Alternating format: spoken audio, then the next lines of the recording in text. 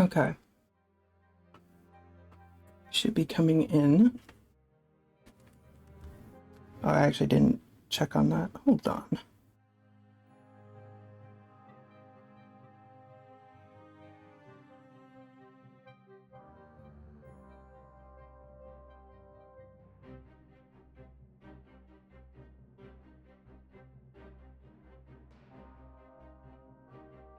Test, test. Very good. Okay, cool. That works.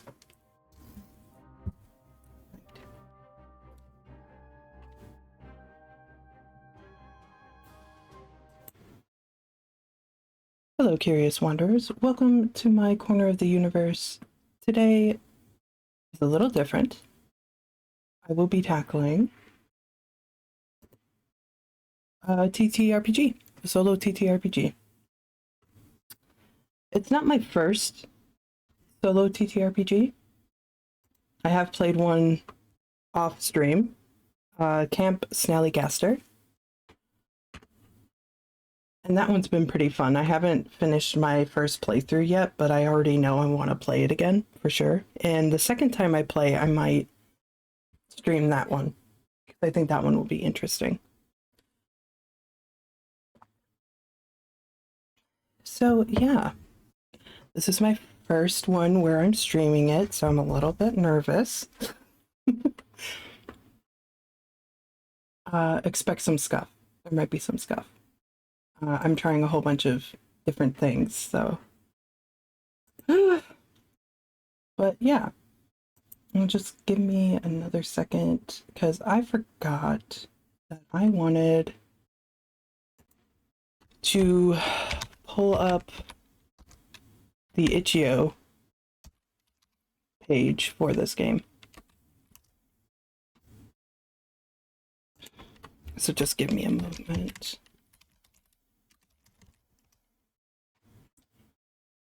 Let's see.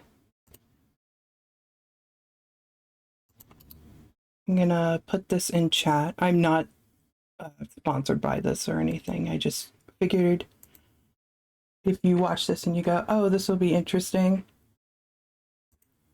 I have the link right here for you. Let me just do that. There we go. If you're interested. Yeah, because I actually snagged a community copy. So yeah, totally not sponsored, but I just wanted to link it in case either you wanted to follow along or if it sounded interesting enough that you wanted to try it out yourself.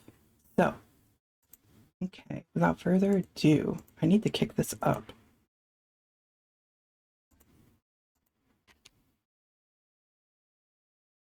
And I did have music playing. Let me actually resume that. I'll change it to another track in a bit. Okay, everything looks good. I don't know why there we go. Okay. That's good, that's good. Okay, let's get started. Wrong screen. There we go. There I am. Alrighty. Okay. Here we are, guys.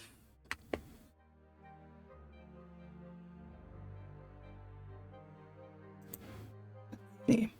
I'm going to change the song already. This was sort of like the intro song.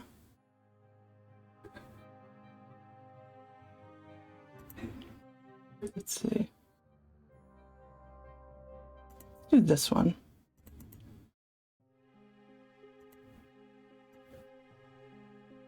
And do let me know if the music's too loud or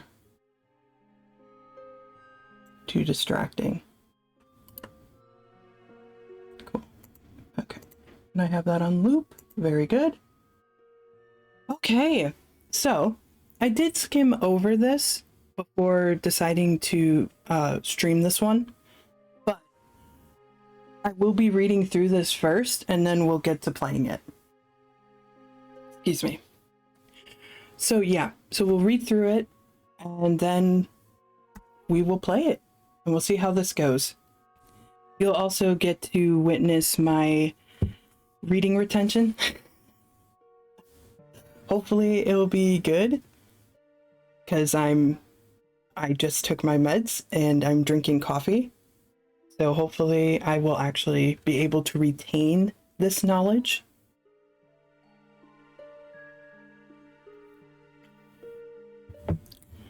So yeah, this game caught my eye immediately, and I will say it's definitely the art of this. It's so beautiful.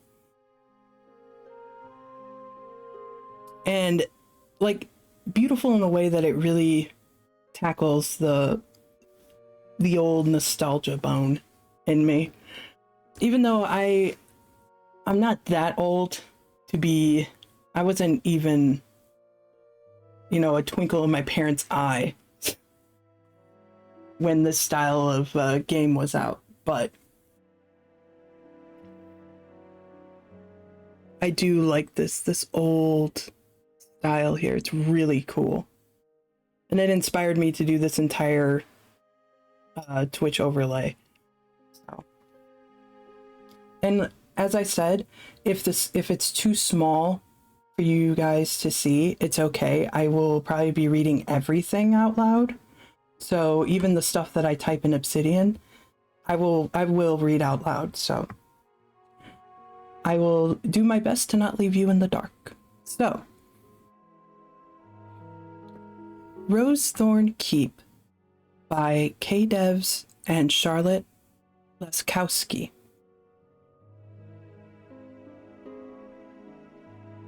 Okay.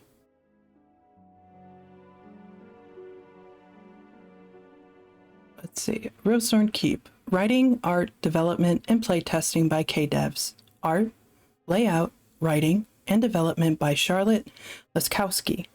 Editing by Jarrett Crater. K's dog, Sigfrido Roberto. Oh, cute. You will need a sheet of paper and pencil or something else to draw on. Some 6-sided dice. Oh, interesting. So I do have to draw. Oh dear. See, the past couple of days I was hee-hawing on whether or not I would have a webcam or not, and I decided last minute not to do a webcam. Something else to draw on. Well, we'll see. We'll see if we'll even get to that point. Let's see. And this is like a really nice fancy text. Dreamware Press. Good luck. Thank you. Was it Sigfrido? Nice. Okay. Table of contents. Okay, so we got tutorial, companions, the castle, a breakdown of that, the dungeons, a breakdown of that, and then I'm assuming the final dungeon, the Demon Lord's Castle. Sounds good.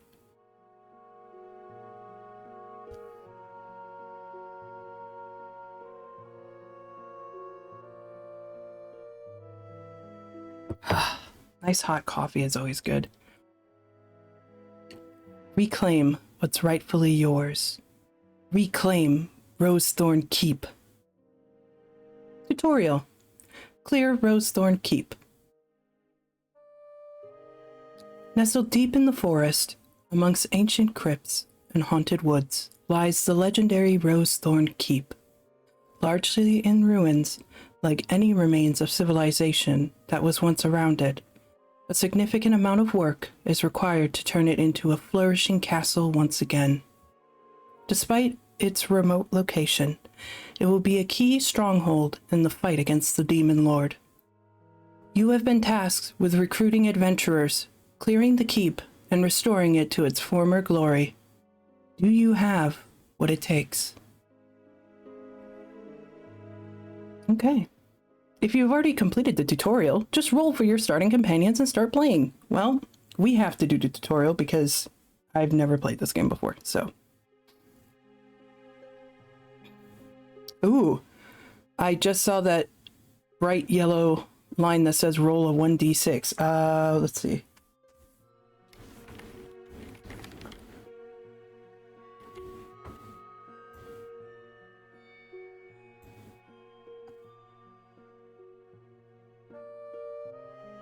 Interessante.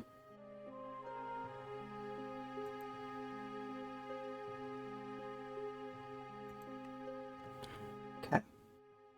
So, all right. Let's see if in one of my little trinket.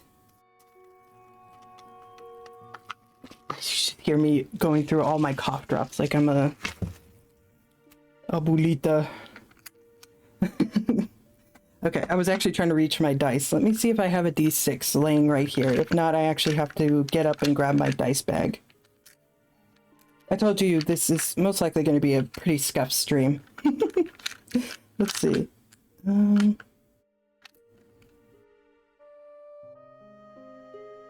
Also really funny because I have... Okay. Okay. Right, d6 is like a diamond thing, right? Okay. Guys, I do also want to preface that I am very baby in terms of TTRPGs. Like I said, I've only played the one, and I haven't completed the game yet. But yeah, I'm not very knowledgeable in terms of like the specifics of what dice, what die is what. So just bear with me. But I found 2 d6s, so we're good. All right. Actually, I think I need to move my keyboard to my desk's second shelf. Hold on. You're gonna hear some more shuffling.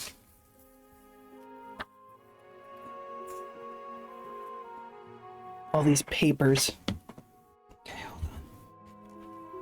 I don't really think I'm gonna need the keyboard just yet, so we're just gonna put that under. Okay. Sorry about that, guys.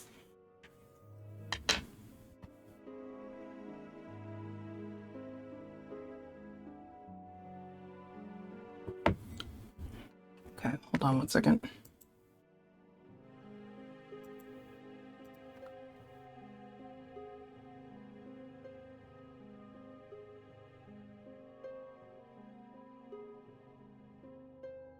Okay. Alrighty. Okay, I think I'm situated. I also do have some loose leaf paper next to me because I just do. Don't question it. So if I do end up having to sketch out something, I do have paper nearby to do so. Just a bummer that if this does turn out to be like a drawing thing, I would have had a webcam up for you guys. Anyway, let's get back into it.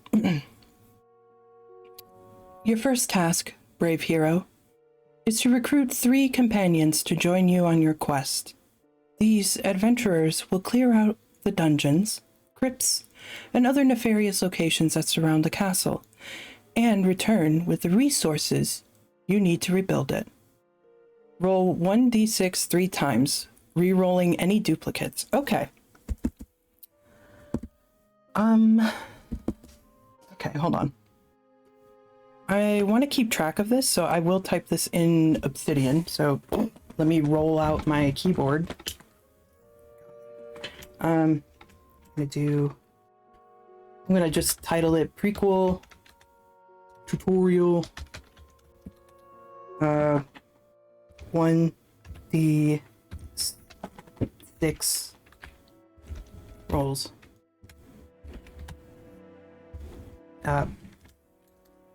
Times 3, I think it said.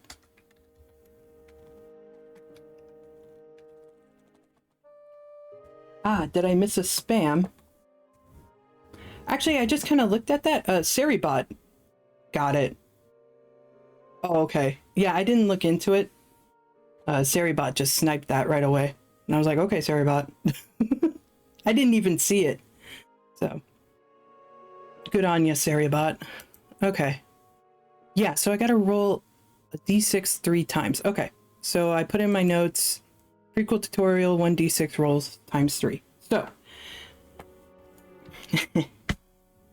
if nobody got me, at least I know Saribot got me. Okay, so you're gonna hear some ASMR dice rolling here. All right, so I got to do this 3 times. Okay. And I have to re-roll if I get duplicates. Yeah, I got a little time before the meeting. Awesome. I'm doing my first rolls.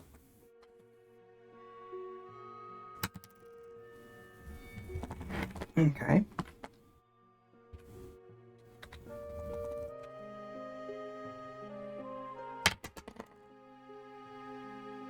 Oh, that's weird. I got like prime numbers and they increased 3, 5, 7. Interessante.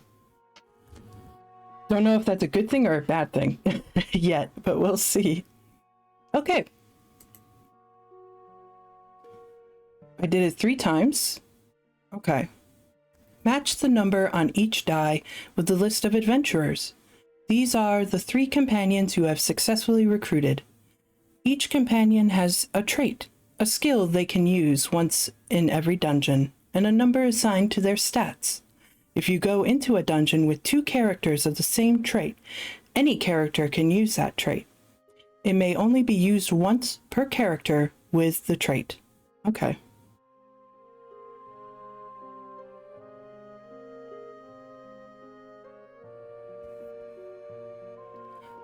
So nobody can double dip a trait. Okay. No single person can. Their stat blocks are on the following pages. Notice that there are adventurers that you can't use yet. This is as intended and will be explained later. All right. So basically, I rolled for my little team. So, but I'll kind of go over what's showing up on the screen right here. Excuse me. So first off, we have the archer. Their trait is use speed instead of defense. Here are their stats. I will say the text is a little rough to read. I believe this is, yeah, because this is an R. So these are R's. Ariaga, the rogue. Trait, use attack instead of magic. There are their stats. Matthias, the squire. -1 from TN of next event. Don't know what TN stands for just yet, but we'll see.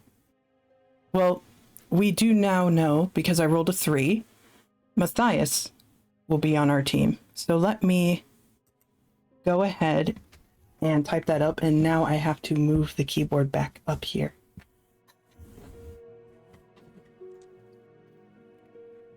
Yeah, Zach, I don't think you saw, but the very first page, it said that I will need a piece of paper to draw on. So we'll see if I get to that point. But yeah, maybe I should have had a webcam. I don't know. Whatever. Okay. So, yeah, I missed all until now. Gotcha. Yeah, but it's okay. You know, we'll figure it out. We'll figure it out. Okay. So, I'm gonna go ahead. I'm gonna say our squad. Good job, me. Our squad. So we could potentially move chat to the top left of the screen, then draw cam where the cables are. Ooh, you know what? You're right. Because you can make the chat go horizontal. Can you? Oh. That would be actually really good, because yeah, on the top, all it is just that plain beige bevel. I did not, well, that kind of makes sense, because yeah, Hime has the horizontal chat sometimes. Ah. Okay. Yeah, that's something to keep in mind. In case, you know, this carries over into Saturday, Because Saturday I'm also going to be streaming this. So, depends on how far we get here. Anyway, our squad. Matthias, the Squire. And I'm just going to write their names for now. Actually, let me, boop, boop, boop, bullet list. Matthias the Squire. Okay. I'm going to put a space in there. Okay. All right, so who is our next one? Okay, we have Chime, the Bard, which that's a cute name for a bard. Chime. Let's see, they have +1 to any stat. Okay. And there are their stats. We have Ellen, the Warrior. And they use defense instead of speed. Okay. Kind of makes sense. A beefy person.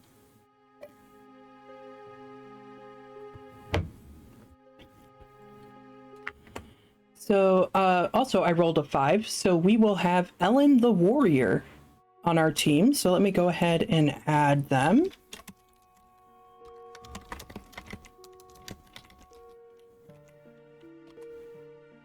Okay. And I'm leaving a space in between each one because I might actually quickly type their stats in. Oh, excuse me. I'm yawning because... Oh, excuse me. I'm yawning to allow more oxygen into my brain. Okay. Alrighty. So then we have Lycan, the Sling. That is also a really cool name. Hey, that's my line. I know. Zach says that all the time. Zach will always go, oh, I'm just yawning to let more oxygen into my brain. I figure if they use that as an excuse all the time, I could. But no, seriously, I also yawn too when I'm nervous. So, yeah. Anyway, Lycan the Sling. Amazing name. Trait, +1 to any stat. Interessante. Okay. Ooh. Oh, why are these stick drawings? We had cool art and then it just kind of went pfft.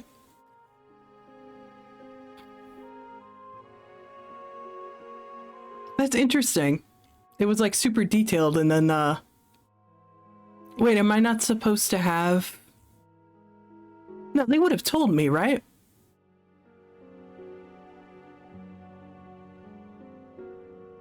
Wait. Oh my god. You know what? Still better than Gen AI art. You're right. You know what, guys? I didn't roll a D6. I think I roll a D8.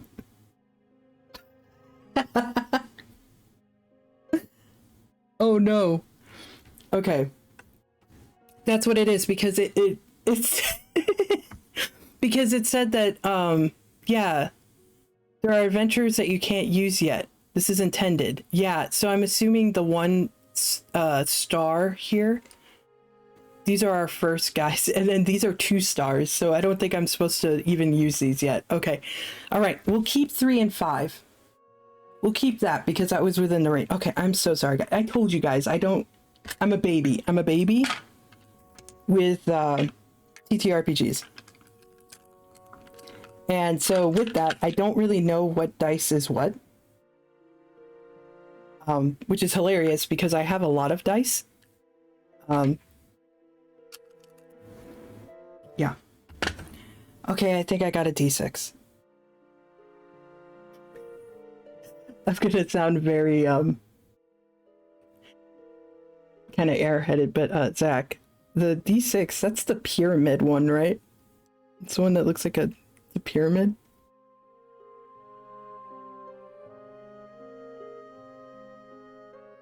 No, it's a cube. Oh, is it the normal die? That's a D6. Bruh. It's the one that I don't have over here. Pyramid is the D4. Okay, hold on, guys. I gotta grab my big, huge honkin' dice bag because that's where all my D6s are. That's funny. Okay. Hold on, guys. You're gonna kind of get some more ASMR, Cheeki stomping around, trying to find their dice bag. It's in. Okay, I'm coming back, guys. I got this giant, I got this big dice bag that I crocheted myself. I'll share pictures sometime. But, yeah. I crocheted myself a dice bag slash, dice tray. And it's really cool. But, yeah. Oh, golly gee. Okay. Sorry about that, guys. I told you. I'm, it was gonna be a little scuffed today. Okay, yeah, I put all my D6s in here because Camp Snallygaster utilizes D6s. I should have known that. But like I said, my ability to retain knowledge varies. And it really does heavily depend on whether or not it's a hyperfixation. If it's a hyperfixation, I can remember every little aspect of it. Okay. Let's go ahead and redo the final roll with the proper D6. Okay. And then, yeah, if I roll a 3 and 5 again, I'll have to roll again. So let's go. I rolled a 6. Okay. So we'll go with that. Change it to 6. So.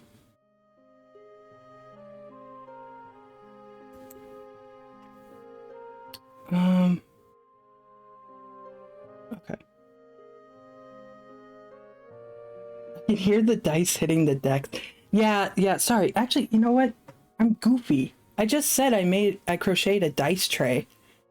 I could just open it up and lay it here on the desk so it doesn't do that. It's scuffed. It's a scuffed stream, guys. Oh, gosh. I should already retire. Let's go. Okay, so who is number 6? Oh, we get Lycan the Sling. Awesome. I'm keeping that. Yeah, for sure. Listen. I tell you one thing. I will never be egotistical, okay? I'll never be like, oh, I'm the, you know, de facto streamer or whatever. No. Look, I am happy enough with how my setup is right now, how it looks right now on stream. That's an accomplishment. I knew that the whole actual dice rolling thing was going to be the challenge. Ooh, it's super windy outside. Wow. Moody. Okay, so we got Lycan the Sling, which I love saying. Lycan the Sling. So this is our party. Yeah, it's warm out. Yeah, that's why I'm suffering. My sinuses have been really awful, so I do apologize too if I come off as nasally or if I'm sniffling a lot. I'm telling you guys, I'm gonna say it right here. I think we're gonna have an early spring. I kind of feel it in my bones, but also deep in my sinus cavities. We're gonna have an early spring. I'm just letting you know.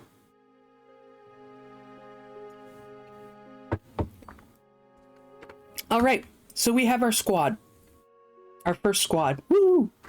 We have Matthias the Squire, Ellen the Warrior, and Lycan the Sling.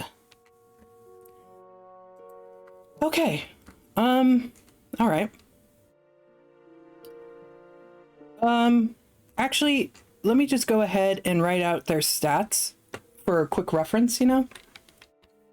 Let's see. And their trait. So hold on one moment. as I type this up.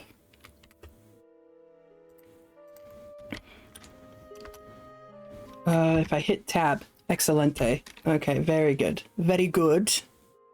I approve. If I move this, will this... Okay, the capture won't move. Okay, good. Okay, that's a relief because... Oh, that would have been a pain. Would have been a pain. Let me do this. There we go. I have a method to my madness. Hold on. Okay, so I'm going to do trait -1 from TN. I don't know what that means yet. I'm going to put a question mark, and then if we find out what it is later in the document, I'll go back to my notes and I'll actually type in what it means for future me. Next event. Okay. Attack. Let me do all caps. Attack. Dos. Defense. Actually, hold on. Oop. Defense 3.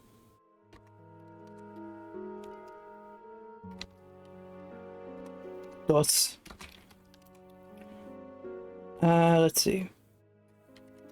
Is Cha charisma? Ooh. My 10 a.m. got moved to 11:30 a.m. Let's go. Let's go. I wonder if this is charisma. Dos. And speed 1. Wow, he's not too fast, huh? Oh, sorry. I'm assuming gender. I'm gonna say Matthias is probably he. Ellen's probably she. Lycan, I'll stick to they. Because all the MBs got the really cool names. Let's just be real.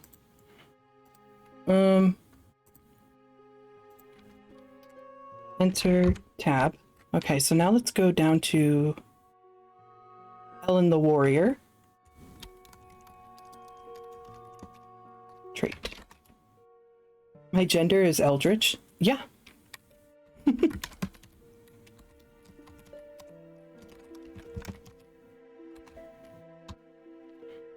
We stand Eldritch NBs in this household. Uses this defense instead of speed. Okay. Attack. Dos. Defense. 3. Magic. Una. Charisma. I almost typed it out. 2.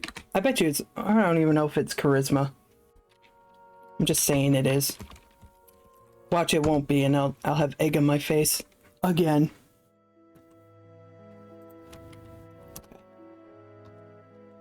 Alrighty. And then, Lycan the Sling. Trait. +1 to any stat. So it looks like our team doesn't have any crossover traits. Excuse me. So that's good, so I don't have to try to... I mean, it wasn't that confusing of a situation, but... Wow! Their attack is the highest. Oh, they're probably like, deep. The deeps.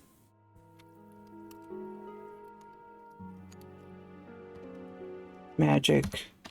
Dos. Charisma. Dos. Speed. Wow. Actually, Lycan's pretty well-rounded. I kind of like Lycan's. I like Lycan's stats. Okay. So we got that. All right. Let's continue. So these are the ones that I said I guess we just don't get to just yet. Because I think technically right now we're still doing tutorial. So. Alright, let me drink some more of my coffee, which is sadly lukewarm. Ugh.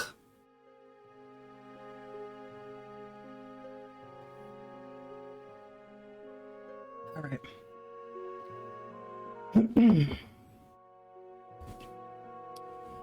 Now that you have recruited your companions and arrived at the keep, a challenge glares back at you. This castle has been abandoned for many years. It must be fully secured and cleared of nefarious things before you can start anything else. Roll 1d6 3 times and record each result. You will use these later. Okay. So once again, I must roll a d6 3 times. So,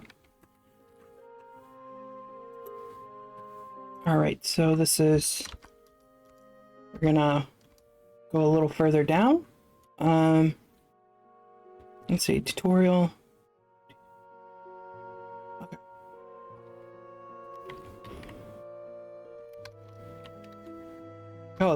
Oh, that's what that does? Oh dear. Oh, interesting. Okay, 1d6 roll times 3.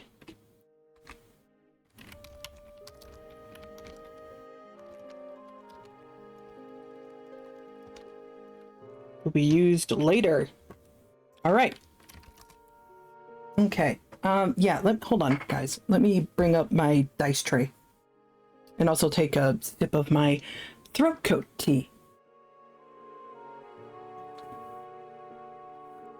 Which is at the optimal drinking temperature. So that's good. Yeah. Yeah, sorry about this, guys. These are growing pains. You know, eventually I'll probably have something nice and sorted. But yeah, let me grab my dice bag / tray and empty the bag so I can use it as a tray. So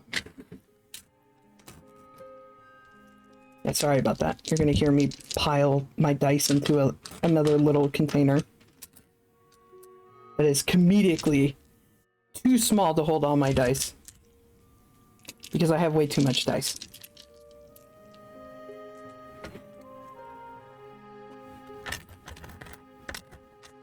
Okay. Yeah. But then again, can you ever really have too many dice? That's the question of the day. I don't have enough. See? Yeah. What Zach said. The thing is that you can never have enough die. Sorry, I'm really focused on getting my tray set up. Okay. Beautiful. All right, let's roll this. 3 times. Understood. Okay. First roll was a 6. I'm getting tempted to buy a set for Avery.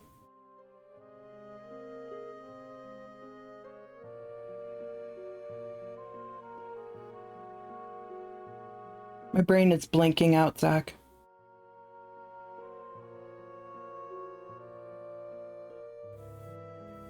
Oh! Oh my god. The pretty man. There we go. Right, Avery. I forgot that's his name. Avery is one of the characters Zach had designed for their Loa campaign. The very pretty man that may or may not be consistently smooched by Cadlin.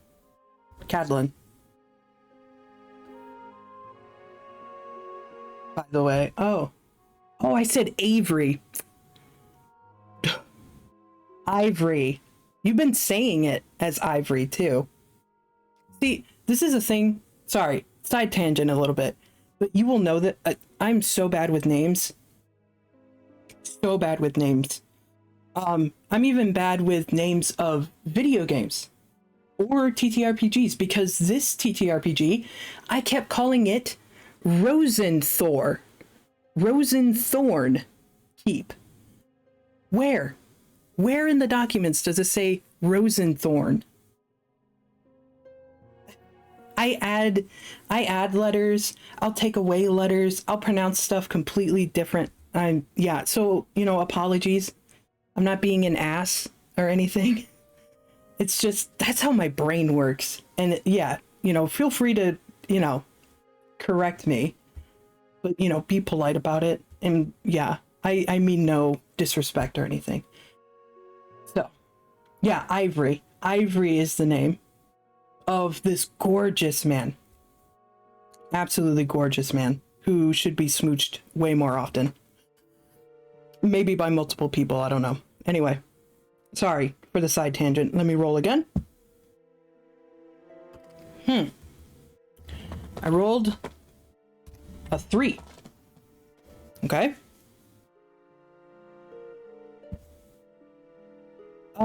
Did it say anything about duplicates? Because I just rolled another 3. Roll 1d6 3 times, record each result. You will use these later. It does not say to re-roll if it's a duplicate this time. So I'm going to keep it. So we're going to go with 3. 6, 3, 3 was my roll. All right. Let's continue.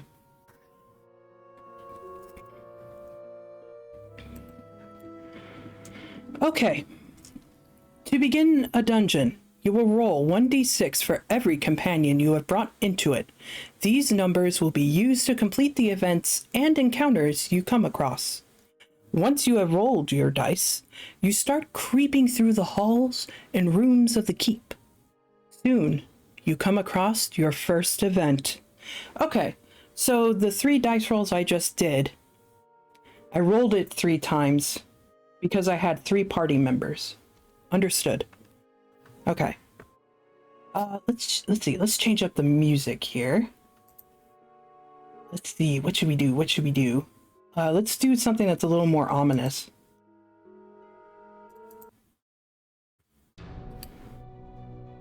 Ooh, yeah.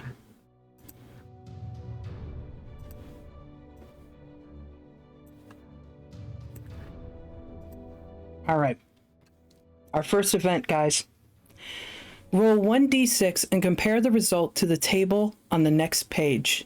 Okay. So I will label this. I'm gonna hit enter. And then 1d6 roll times 3 for the table. All right. That way I know which rolls are used for what. Table on the next page. Okay. Oh wait, not 3 times. It's just once. Okay, sorry. Got used to the 3s, guys. I'm just gonna... Got me on a 3 kick here. You know what they say. Good and bad things come in 3s. Though really, I grew up with the whole death comes in 3s. Anyway. Alright, so let's roll it again. Oops, sorry. Ooh, my voice squeaked there. Did you hear that?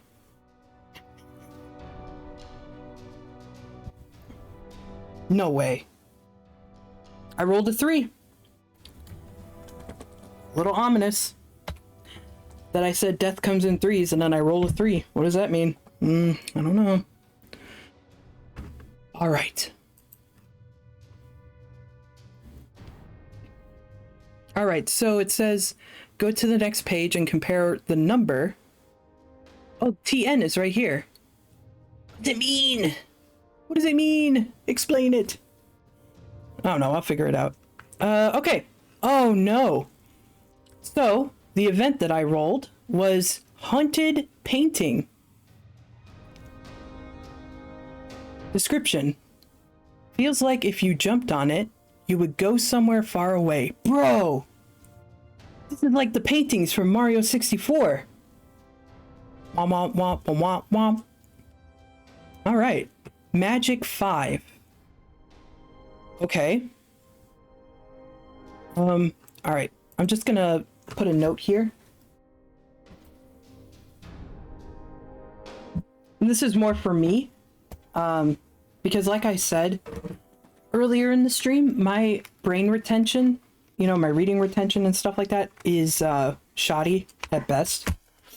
So I constantly have to write little notes and stuff to help me remember things. Haunted painting. Okay. All right. All right, so underneath the table, it continues. Now, you must complete each event for better or worse. Take any of the numbers you rolled and recorded previously, and choose a character with a suitable stat for the event. Add the recorded die result and the companion stat together. If the total meets or beats the TN, you have successfully completed the event. If you aren't able to succeed, check the traits of your companions. Oh boy, that was a lot. That was a lot. And even though I read that out loud, brain was just like redacted. Okay, so let's break it down. Let's break it down, you know. This is what you should do if you encounter a large chunk of text that is like, huh? Break it down. All right. Now, you must complete each event for better or worse. So, each event in the table, it sounds like. It's just that basically I got to choose my first event. Okay. Hold on one moment. I'm gonna turn down the music a little bit. Just a tiny bit.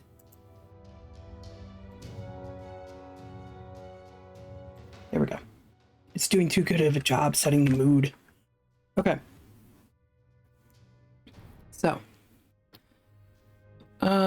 Okay, so okay. Now you must complete each event for better or worse. Got it. Take any of the numbers you rolled and recorded previously.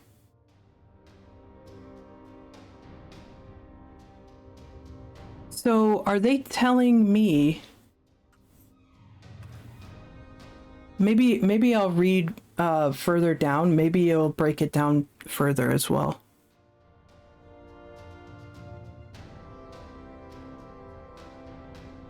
Oh yeah, okay. All right, let's keep reading. Okay? And then we'll play through it. Or attempt to. Okay. Okay. I'm going to change music again. Sorry, guys. Let's do... Yeah, let's do this one. Kind of moody. I picked a moody music because it just kind of felt right. Anyway. Oh, hold on. More sippies.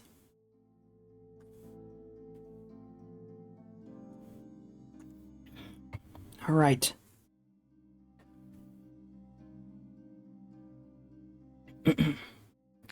Using traits is a great way to succeed at an event you might not have been able to otherwise. Each companion can be used twice in a dungeon, so you may run through some without using some of them at all. However, if a companion is defeated, they may not be used again and must rest in the castle before they can go out once more. After you have completed your first event, roll again and complete the second one. If you roll an event that is a duplicate to the one you have rolled before, you automatically succeed, but in later dungeons, this will not count towards your resource gain. If you roll an event that is duplicate to the one you have rolled before, you automatically succeed, but in later dungeons, this will not count towards your resource gain. I see. I see. So that prevents you from basically cheesing it and getting way more resources. Okay. I see, I see. That makes sense. Don't want to make it too easy. You complete as many you complete as many events one at a time as companions you have brought with you. For the first dungeon, this is 3. Oh, so we can have an even larger party. Even if you don't succeed every event, once you have completed all 3, the keep is yours. Okay.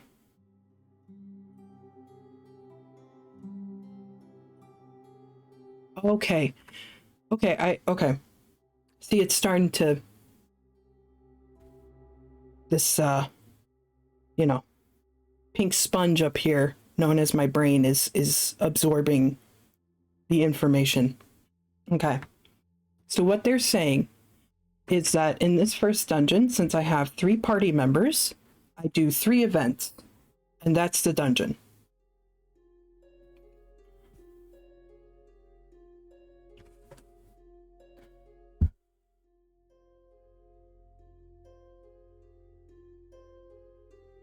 So that means in future dungeons, if I have a larger party, let's say I have 6, a party of 6, then I have to do 6 events in order to succeed or complete the dungeon. Okay. Okay. And then if I roll a duplicate, I immediately succeed. So it's kind of like a, what is it in RPGs? Where, like, if you're strong enough, you can just skip the fight and you just automatically win. That's kind of cool.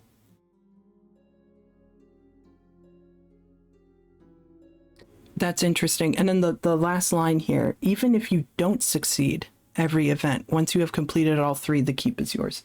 Because this is a tutorial one. That's interesting. Okay. I'm assuming, though, that in the later dungeons, there's probably going to be consequences. Okay. So... Oh, sorry. Big yawn. Okay. So...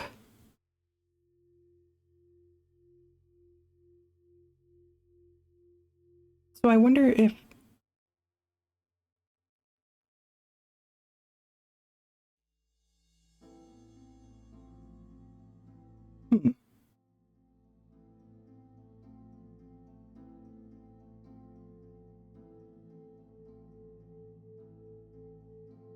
Okay.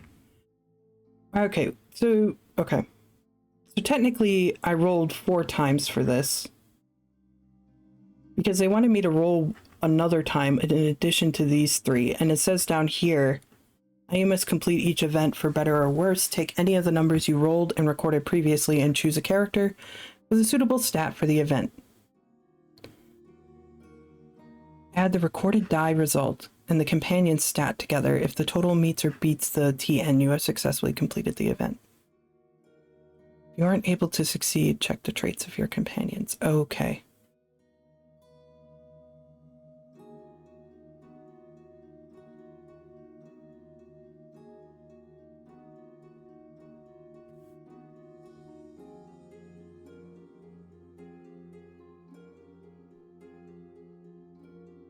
Okay. All right. Okay. Hold on. All the pistons are starting to fire off now. I think I got it, guys. Okay. Okay. So, the 3 dice rolls that I did, okay, are not part of choosing this. The 3 dice rolls were for the 3 characters that I have. Okay. Okay. All right.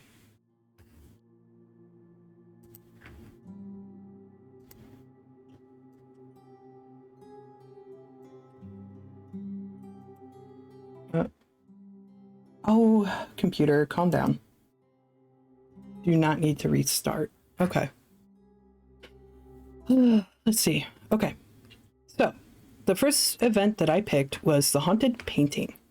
All right. So, now, I rolled 6, 3, 3.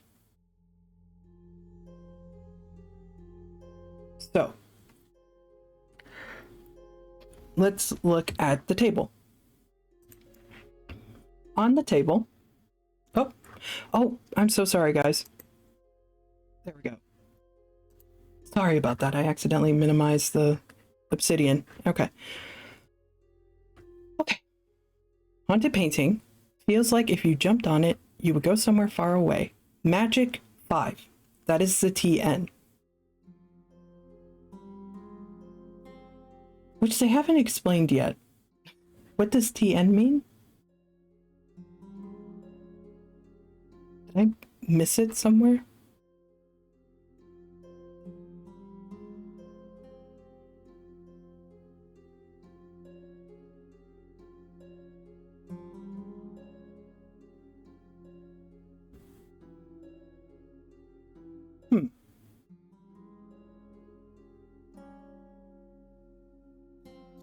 Yeah, I don't know. I don't know. Anyway, but I just know that we need to beat that. So the TN for this event is Magic 5. So now at this point, I would go and look at my companions, and it says to just pick one. So, who has the highest magic? Well, we have Lycan, and we have Matthias. Now, if I use Matthias, his trait is -1 from the TN of the next event. So if I pick him, this trait will activate. Or at least I will choose to activate the trait. And that would mean when I roll the next event, if I had another one, it would be -1. And also remember too that I can use the character twice. So you can use the character 2 times in a dungeon, but you cannot use their trait twice. No double dipping. Okay, understood. So the thing is that I can pick Matthias, and in the next event, it would be -1. Or I can pick Lycan, and their trait is +1 to any stat, so I can boost their magic if I wanted to. Now, the number that I rolled was a 6, which is a high roll. So honestly, I wouldn't have to activate their +1 stat because that's kind of overkill. And I could save that for the next event. So really, I think it would be beneficial to send out Matthias, utilize his trait, and then the next event will be at an advantage because it will be -1. Because my next 2 rolls are quite small. Because it's 6, 3, 3. I think I'm going to go with that. So. All right. So I'm going to send Matthias, who has a magic of 2, plus the 6 that I rolled here. So that's 8. I activate his trait. So the next event will be -1. So I'm going to, up here, I'm going to say used in first event. Okay, and then I might even go further and strike through. That way I remember. Boom. Strike through. All right, haunted painting. I'm going to say TN Mag was 5. Okay. Sent Matthias.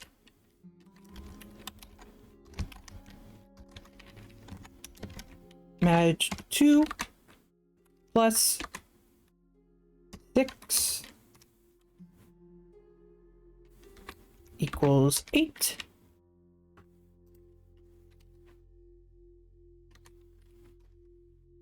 Beat the haunted painting event. We have our first victory. All right. Good job, Matthias. Okay. Actually, I do have battle music. Let me add. Sure. Let's play this one.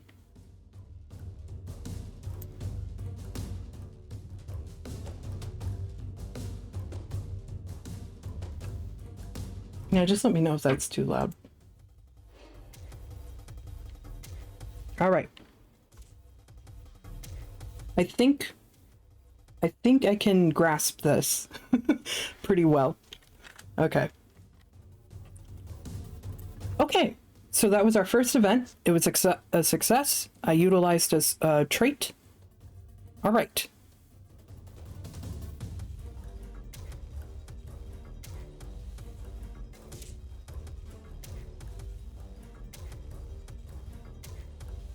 Okay, so then it says roll again, complete the second one.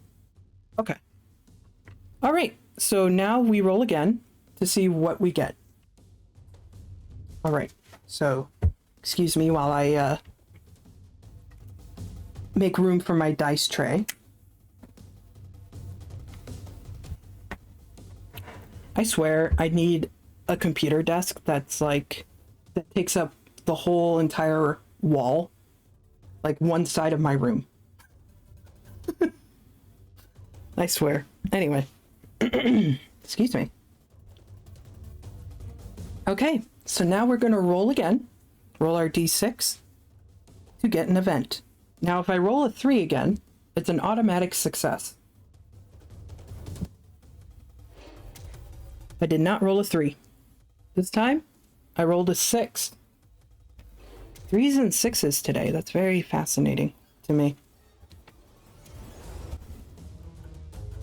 Also, good on me for changing up the music because, yeah, this event sounds a bit more intense.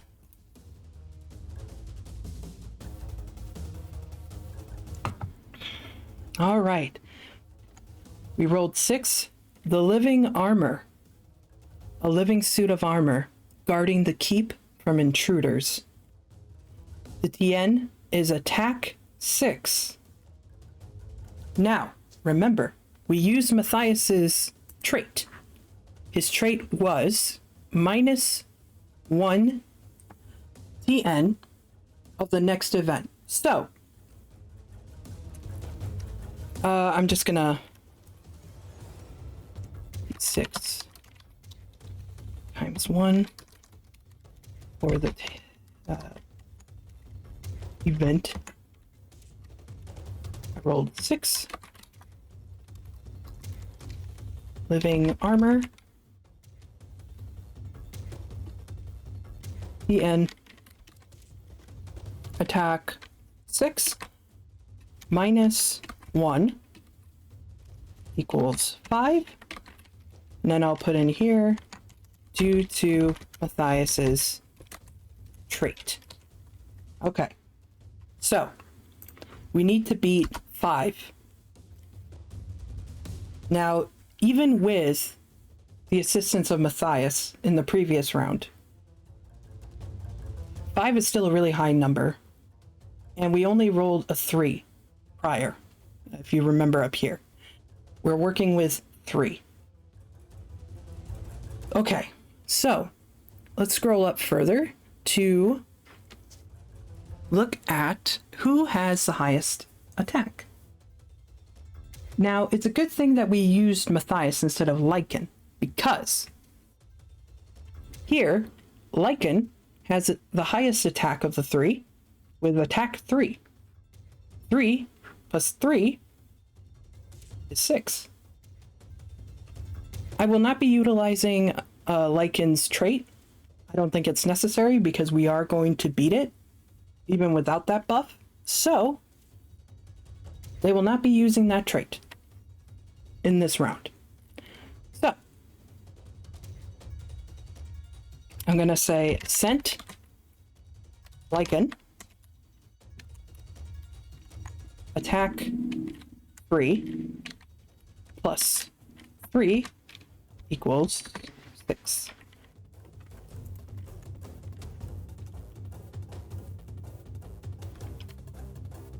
All right, and so beat the living armor. We did it. All right. So far, so good.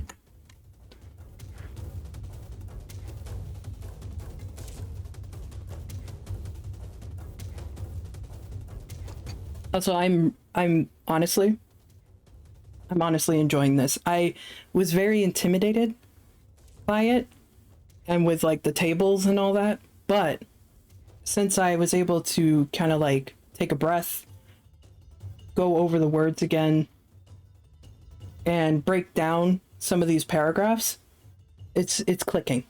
And because it's clicking, it's now becoming fun. So, awesome. Okay, so that was the second event. So now we got to do one more event.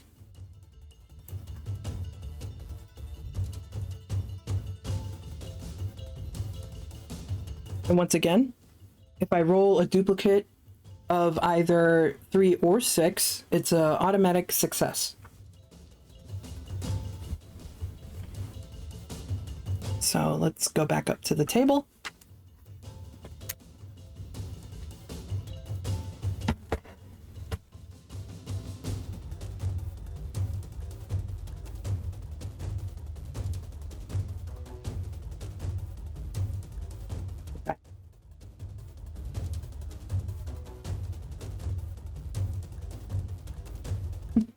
I've unfortunately been somewhat tuned out, but woo, go Cheeki. Thank you.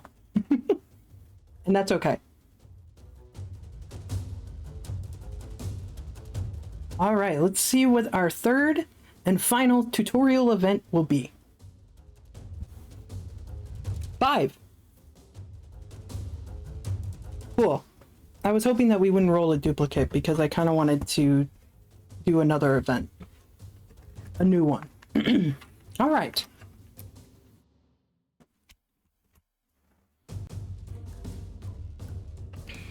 So, we rolled 5. The doorway trap. A brick placed on top of an ajar door. A simple, effective trap. Bro. Are you serious? We dealt with a haunted painting, living armor, and now our final event is just a brick placed on top of an ajar door. Full-blown Home Alone style trap. That's hilarious. I love it. Ooh! I don't know if the mic picked that up, but little man just let out a ferocious cry. A little early for lunch. Okay. A doorway trap. That's what we're dealing with. Okay. You know what? Okay. Let me just copy this because it's the same. Okay, so 5 doorway trap. Okay, so TN is, I didn't even look. I was too flabbergasted by the fact that it was just a simple brick on a door. Speed 5. Okay. Speed 5. Okay. Pretty straightforward. All right. So let's go and look at our party. Ooh. Okay. Hold on one second. He's very distressed. I need to go reassure him. I will be right back, guys.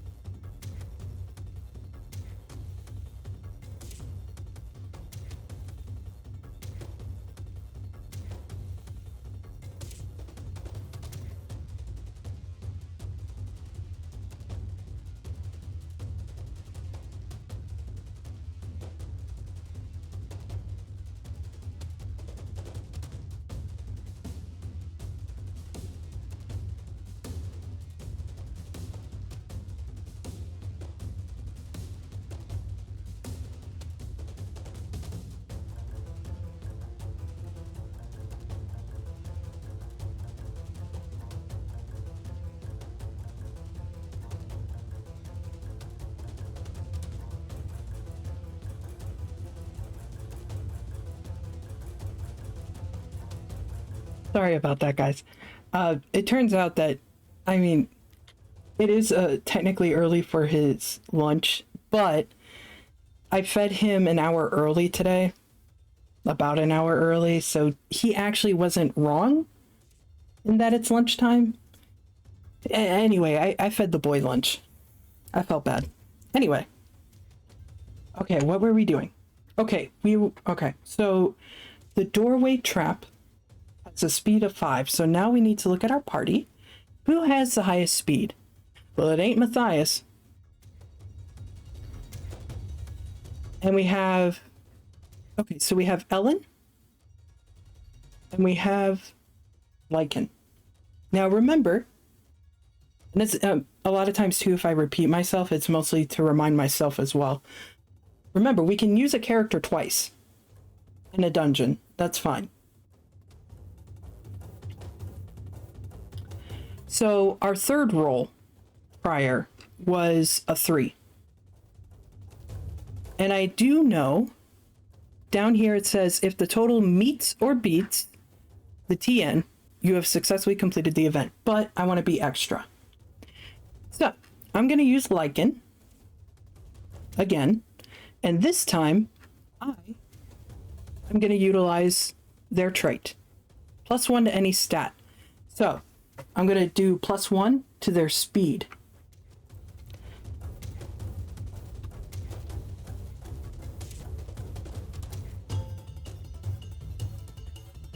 Okay.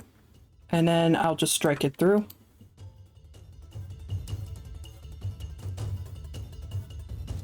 There we go.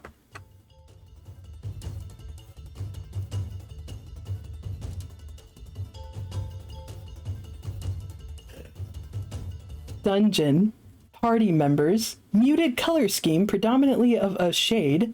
Wait a moment. Is this the TTRPG version of Elman Mage Gothic? You know what? You might be right.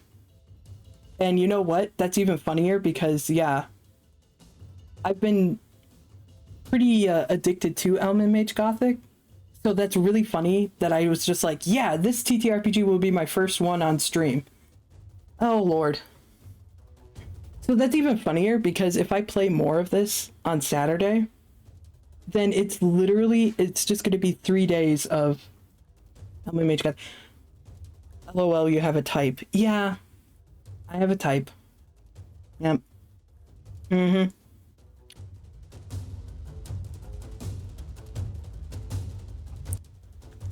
Darkest Dungeon too, yes.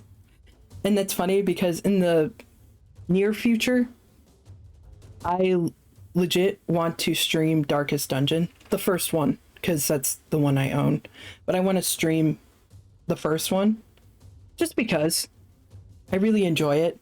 And I obviously, if you've been around for a while here and tuning into my streams, I constantly bring up Darkest Dungeon to an annoying degree.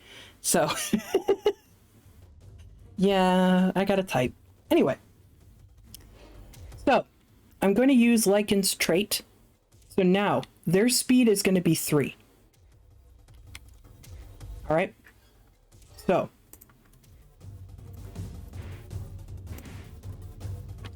sent Lycan again. Speed 2 +1 due to trait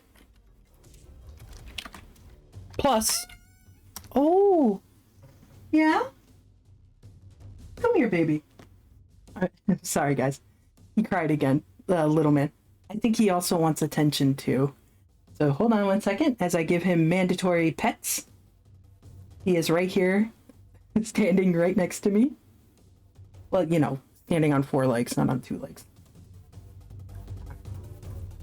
Yeah. It's okay. I'm right here. He got his pets. He's reassured now, guys. Crisis averted. Okay. So. Lycan's base speed being 2 +1 due to their trait +3, which was our roll. So 2 and 1 is 3, plus 3, 6. Which beats the doorway trap.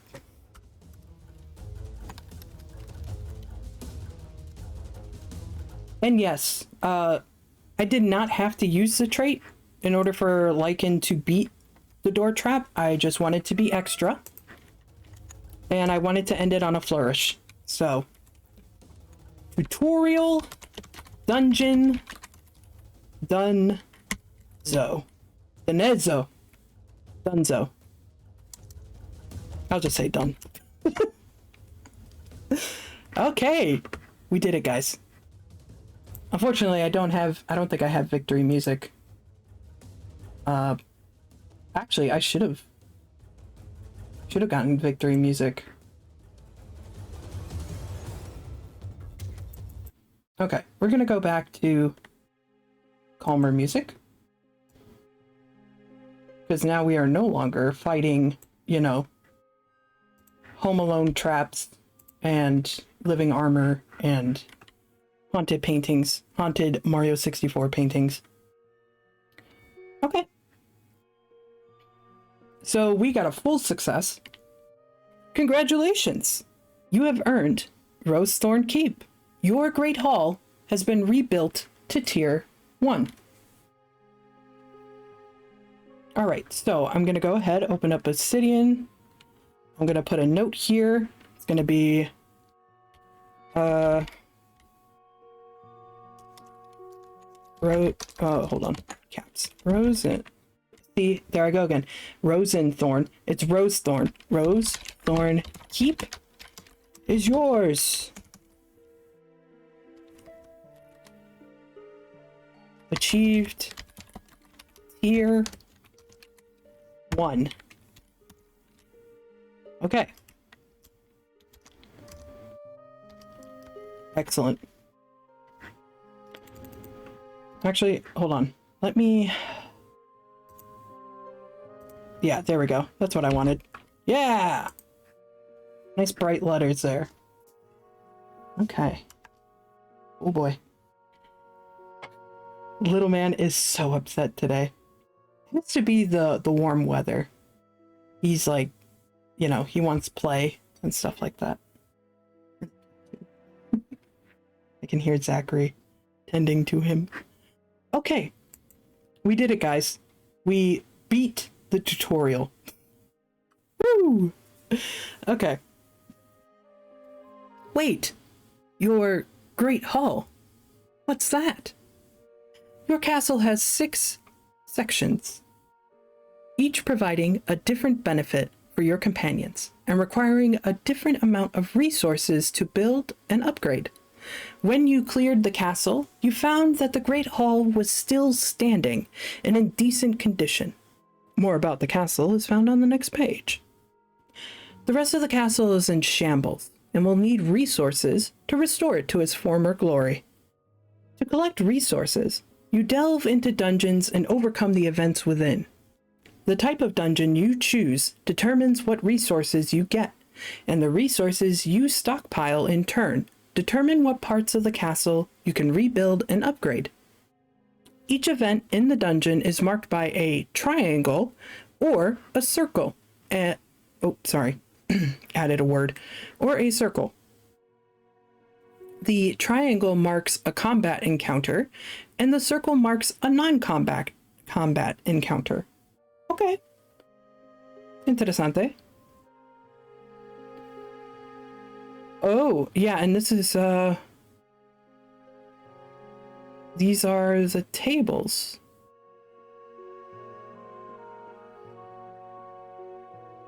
These are all the resources. Okay. Oh boy. Yeah, see, this is where I get a little overwhelmed, because look at all these tables.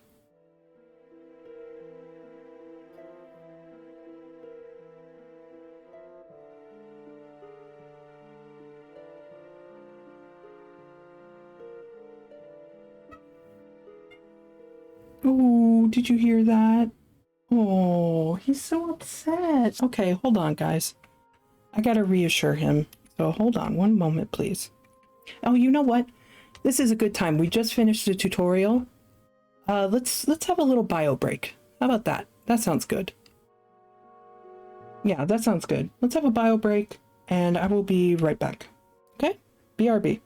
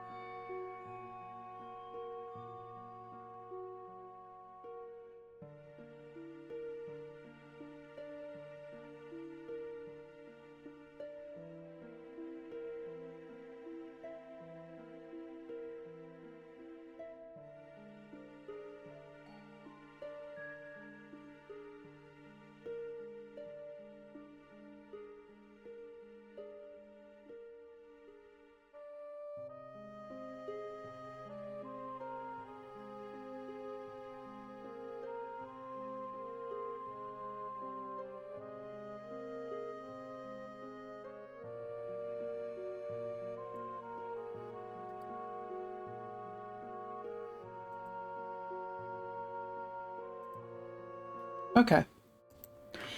We're back. I have reassured the boy. Hopefully he has calmed down somewhat. If he hasn't, I do apologize. He is, he's sometimes high energy and he demands play, which I would gladly give him, except I am occupied at the moment.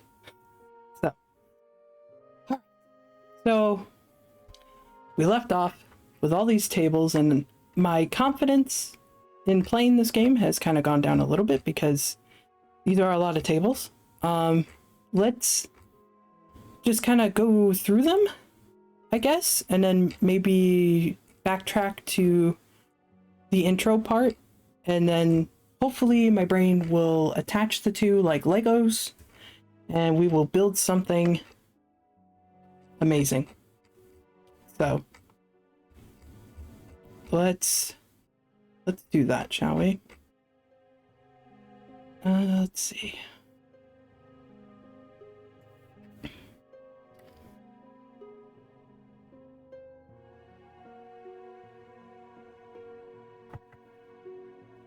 All right. I'm gonna probably reread this section again. Your castle has 6 sections, each providing a different benefit for your companions and requiring a different amount of resources to build and upgrade. When you cleared the castle, you found that the Great Hall was still standing and in decent condition. The rest of the castle is in shambles and will need resources to restore it to its former glory. To collect resources, you delve into dungeons and overcome the events within. Okay. The type of dungeon you choose determines what resources you get, and the resources you stockpile in turn determine what parts of the castle you can rebuild and upgrade. Okay, I kind of see. Each event in a dungeon is marked by a triangle or a circle. The triangle marks a combat encounter, and the circle marks a non-combat encounter. Okay. So now, it sounds like we are going to be dungeon crawling in order to gain supplies.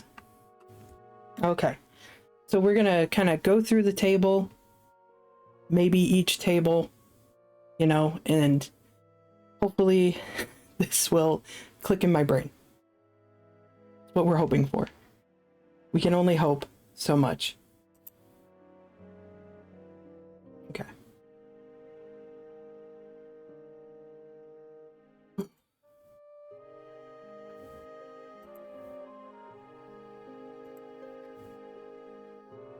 Okay.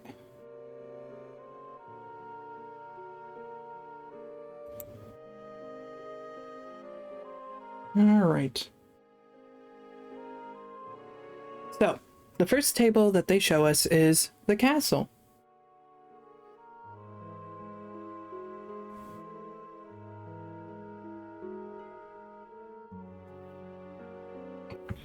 So, the benefit is that it determines the maximum tier you can upgrade other sections to. Resources, gold and stone. Okay.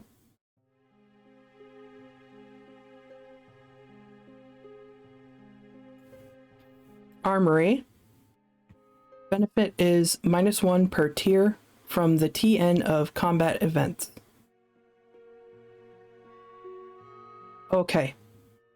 So the armory provides -1 per how many tiers you have in the keep, and you subtract that from the TN of combat events. Okay, that's kind of useful. And then the courtyard kind of does a similar thing, but for non-combat events. Okay. We have the kitchen. Choose a number of dice equal to tier to re-roll at dungeon start. Interesting. The stables. Bring back a number of resources from the dungeon equal to the tier. Okay. Bedrooms. Regenerate more companions for the next dungeon equal to tier plus 1. Okay. All right. All right. Excuse me. Excuse me. Sorry. That just came up on me. Ugh. That's what I'm saying. Early spring. It's happening. Okay. Actually, once, I take a breath and I kind of read through this carefully, it's not that confusing. So right here, they're telling you the 6 sections that are available to us, or not available, but could be available. And then it breaks down what benefit that section would give us if we built it. And then over here, the resource column tells you exactly what it needs in order to be built. And also, if it's hard to see this little symbol right here, that is not an 8. That's the and symbol. I always forget the name of it. I know Zach probably knows it. But, because honestly, of the two, I think Zach's a bit smarter than me. Anyway. The what symbol? The and symbol. The one right here. Ampersand. There we go. I knew it started with an A. Yeah, I was just saying that this isn't an 8. It's just the font. Kind of makes it look like it's a 8, but it's actually the ampersand. So, okay. And then, so this is like the overall table, because this is the castle. This is Rosethorn Keep. Okay. So I have that mental image. So now these other tables actually break down. Okay. These tables break down what each section. Okay. All right. It's starting. Excuse me. You're seeing this in real time. You're watching my neurological pathways connecting, intersecting, interlinking. I am learning. Okay. It's big brain time.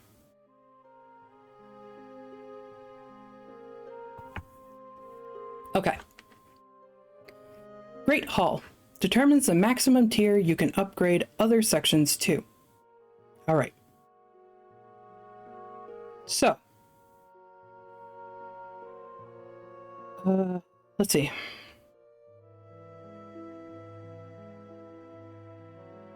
Okay, so remember when we finished the tutorial, our Great Hall was rebuilt to tier 1. So our Great Hall is already tier 1. So, what does that mean for us?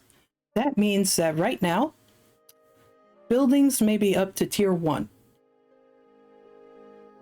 So basically, you want to make sure to upgrade the Great Hall so that everything else can also bump up to that level. Okay, I got it. Excuse me. And there was no cost because that was the tutorial. However, if we want to upgrade it to tier 2, the benefit would be that all the other buildings can go up to tier 2, and roll 1d6 to determine your next companion. So we would gain another companion. Okay. That is pretty beneficial, because right now we only have 3. But the cost would be 10 gold and 5 stone. That's the drawback. I see. So this here, up here, the castle table, is a very general overview. But when you go down here, it's like up here it says golden stone for the Great Hall, right? You're like, okay, cool. Down here, though, they break it down. No. If you want to go up to tier 2 of the Great Hall, you need 10 gold and 5 stone.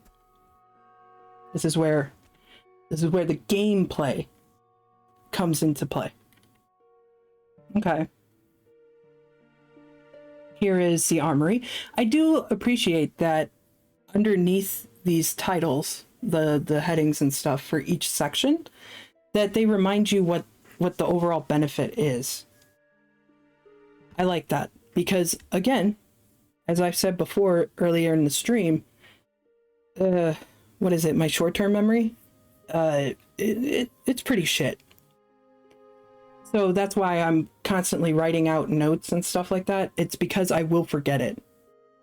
And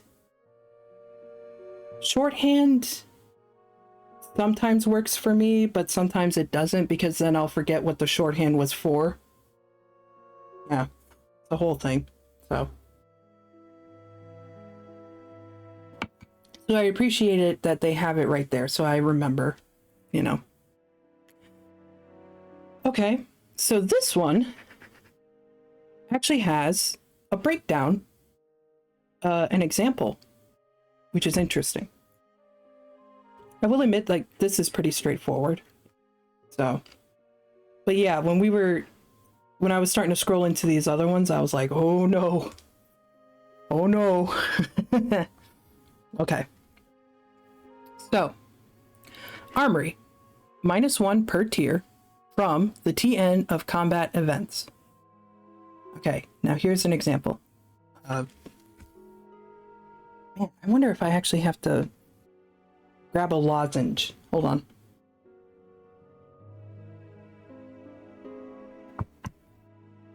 Okay, you're gonna hear some ASMR, possibly, of me unwrapping a lozenge.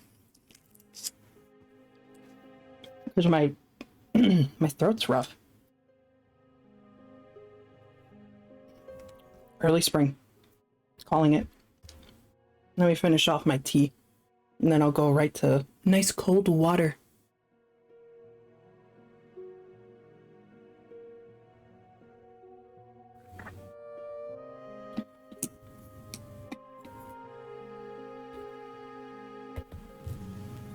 Alright. Alrighty. Here we go. Example. You roll a 4 for the event while exploring the crypt dungeon and come across a skeleton. The TN for this encounter is 4 plus the tier of your Great Hall. If your Great Hall is tier 2, the TN of the encounter is 6. When including the Armory's benefit at tier 2, the final TN of that encounter is 4. I see. Okay. Okay, we're locking in.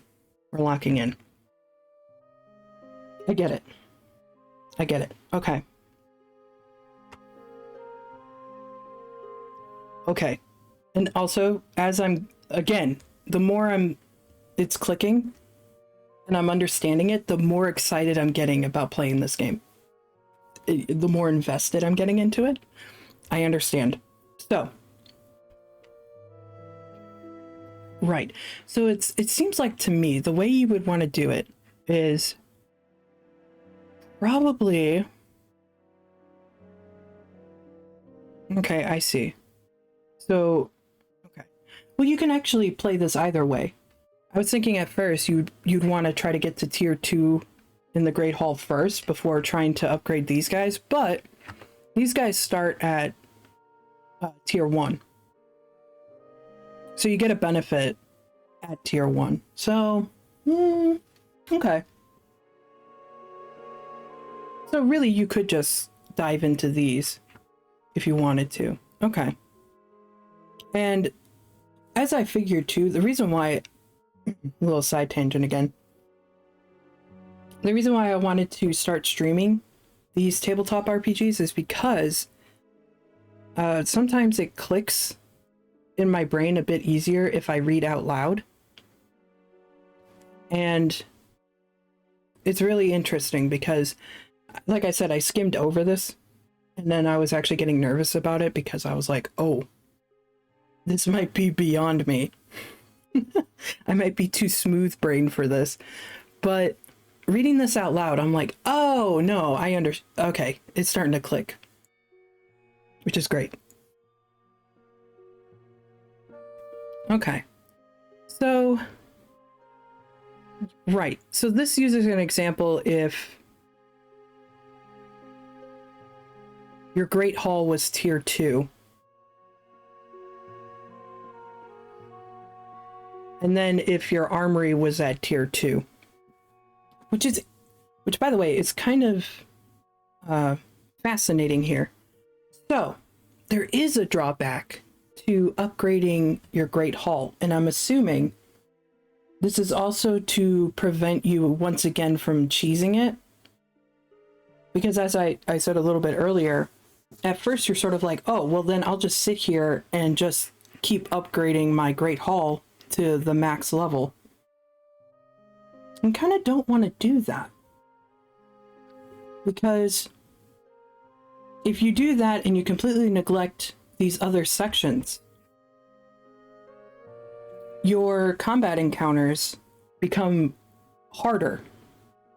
Because in this example, they said if your Great Hall is a tier 2, well, guess what? It's 2 plus the combat encounter, which is 4.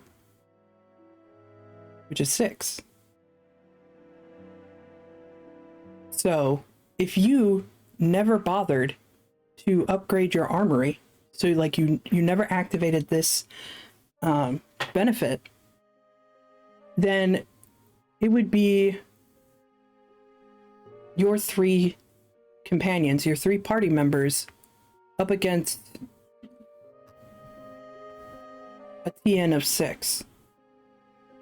Which, I mean, you could do. The tutorial kind of showed that. But how long could you do that? Not very long. So that's kind of cool. I like that. I like it when it's like a natural checks and balances type thing. Really cool. I like that. All right. It's definitely clicking here. Okay. But I'm going to keep reading through as if like it hasn't clicked yet. I'm going to keep reading through and then I'll just kind of, you know, voice my process of how I'm figuring this out. The courtyard.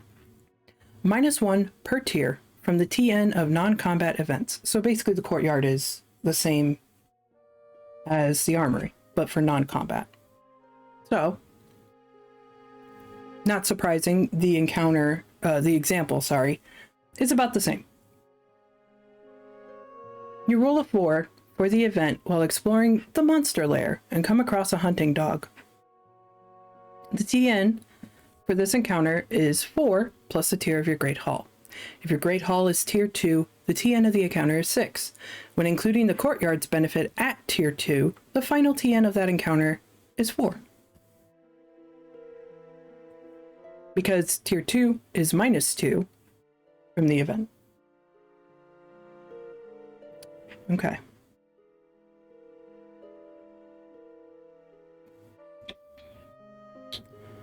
So here we have the kitchen. Choose a number of dice to re-roll at the dungeon start. Now this one, pretty straightforward, so they don't have an example for it.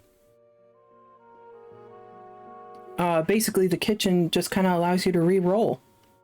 So if you leveled it up to tier 1, you get to re-roll up to 1 die.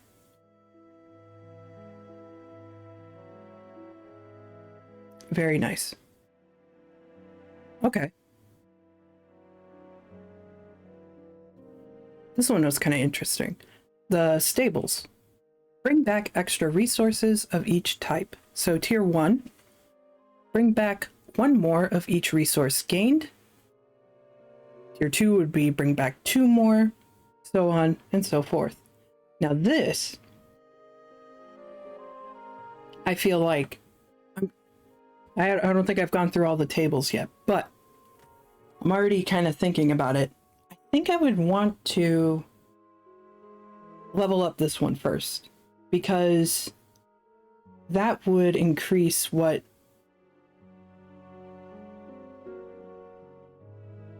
How do I say this? I'm trying to format my words in my brain and then trying to speak it. It would make the reward at the end of a dungeon crawl more fulfilling.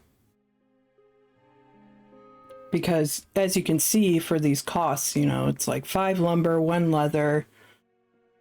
If you can come back with a little bit extra, even if it's just 1 more extra, I mean, that's 1 more closer to the cost, you know what I mean? So,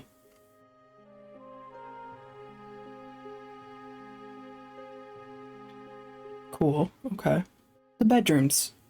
You generate more companions between dungeons after a defeat. Okay, so it's a healing area. Okay, hold on 1 second. Drink some water.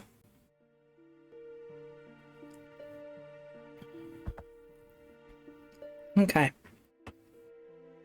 So, even though the bedrooms are at tier 0 right now, we do still get a little bit of a benefit. Regenerate 1 companion between dungeons. So, to me personally, I kind of feel like bedrooms might be a back burner section for now.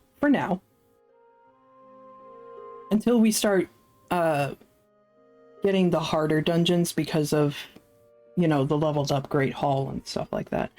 Then I could see wanting to advance the tiers for the bedrooms, you know. Because we might die.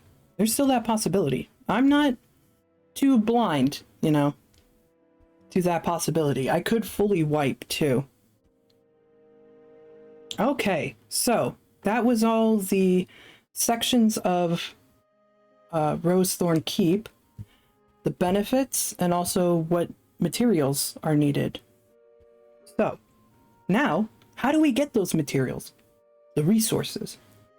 Well, here we go. The dungeons.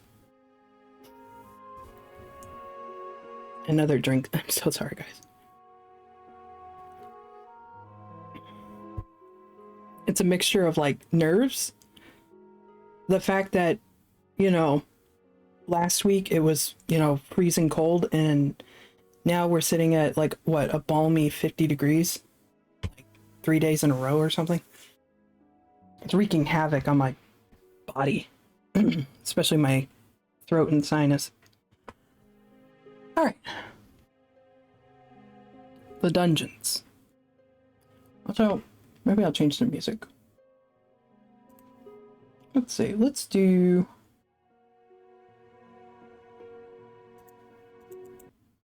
this one.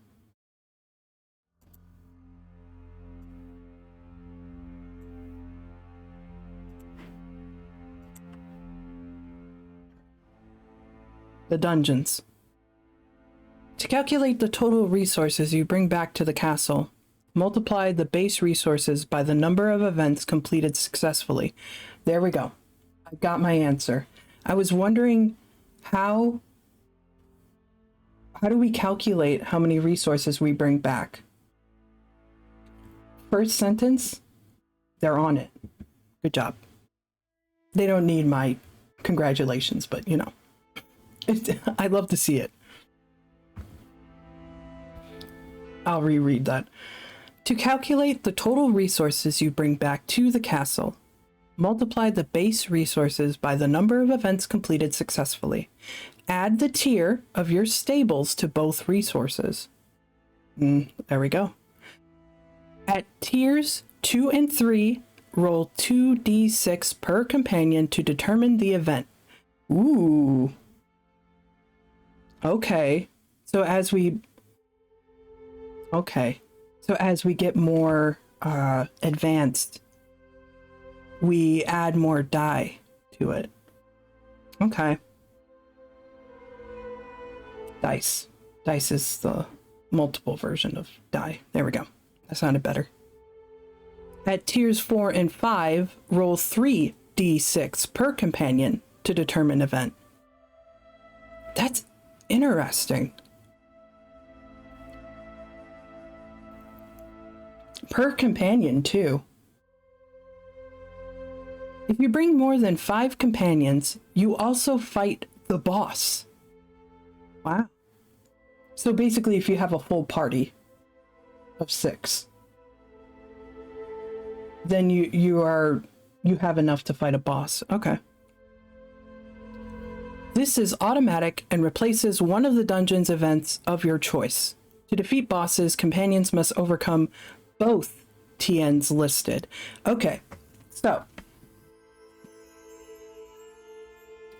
if you bring more than 5 companions, so 6, maybe you can have more than that, I don't know.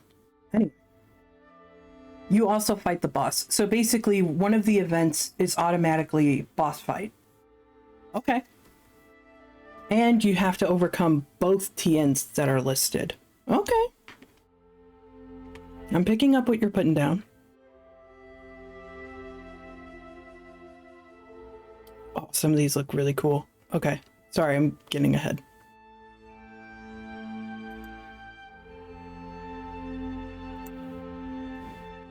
I'm going to turn that down just a little bit. Just a little bit.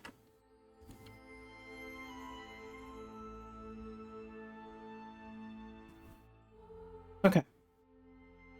So here's the table of the dungeons. So we have abandoned, ? Mine. Description. Though taken over by a beast of sulfur, the materials needed for your forge lie within. The base resources, so this is what we can get out of this dungeon: 5 iron, 3 stone. Okay. The crypt. An old tomb, now overrun by undead and their master, but within, many treasures await. 5 gold, 3 iron.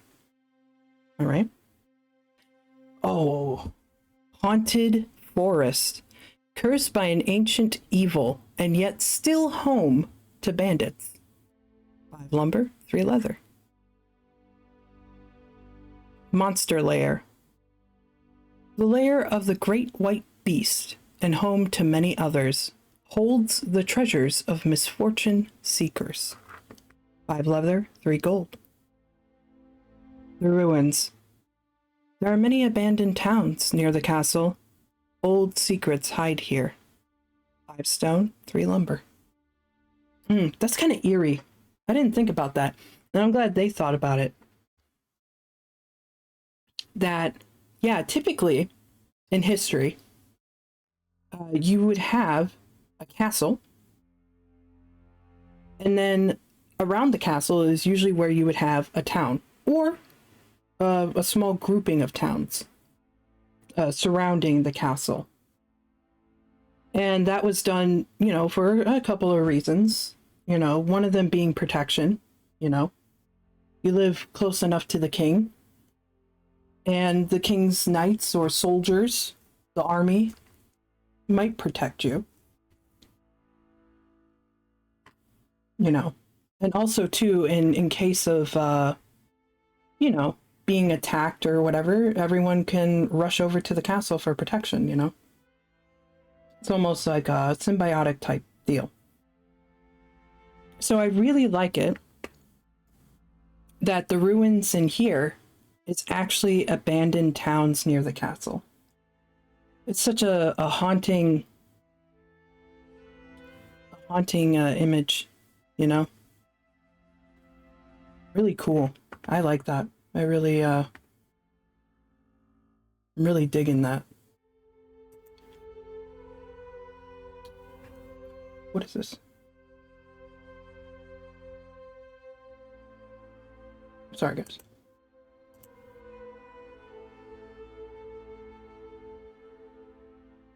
Oh, I see. Oh, we're good. Okay, never mind.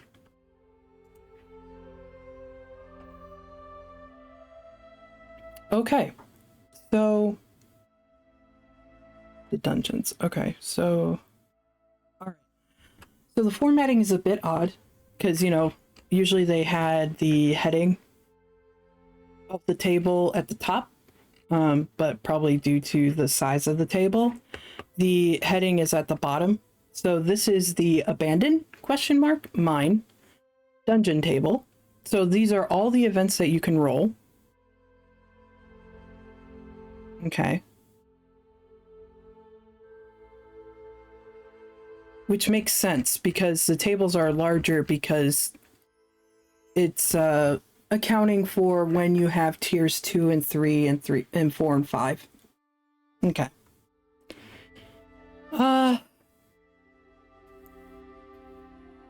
Yeah.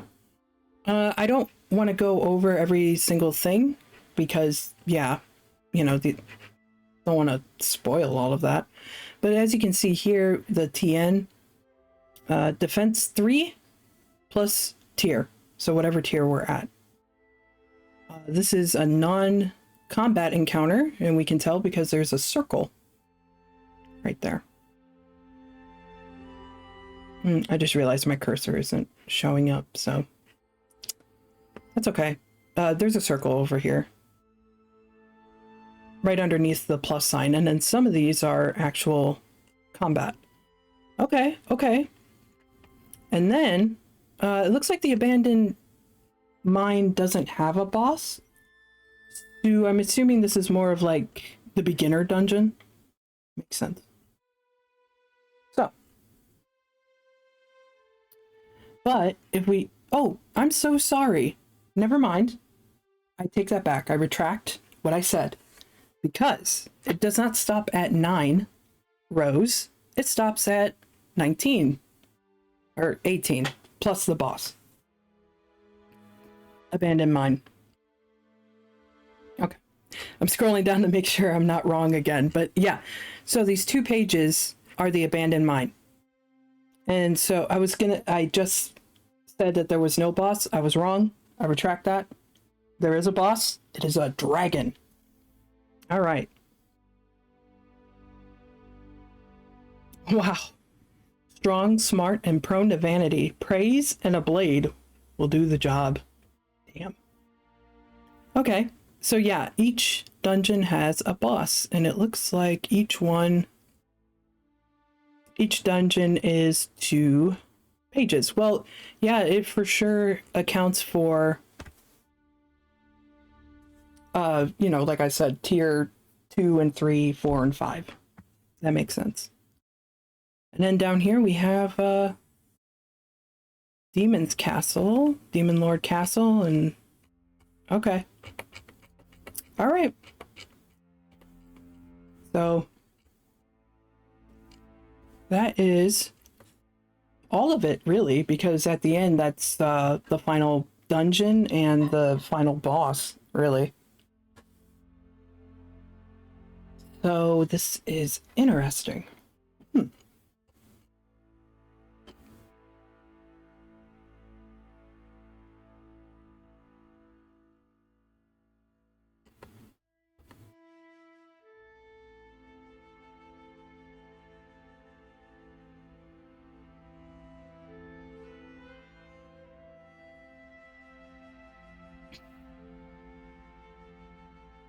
Okay, so I scrolled back up to the first page.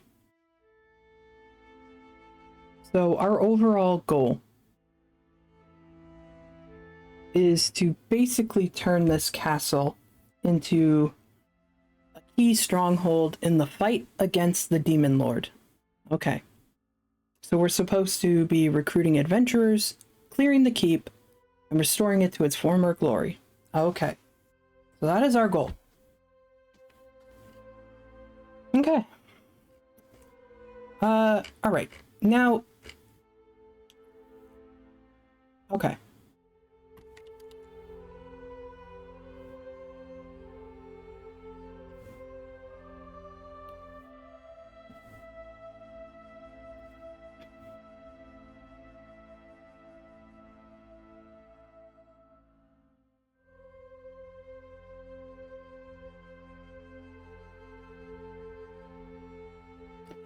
I'm just kind of curious because I wonder at what point, like, would you have to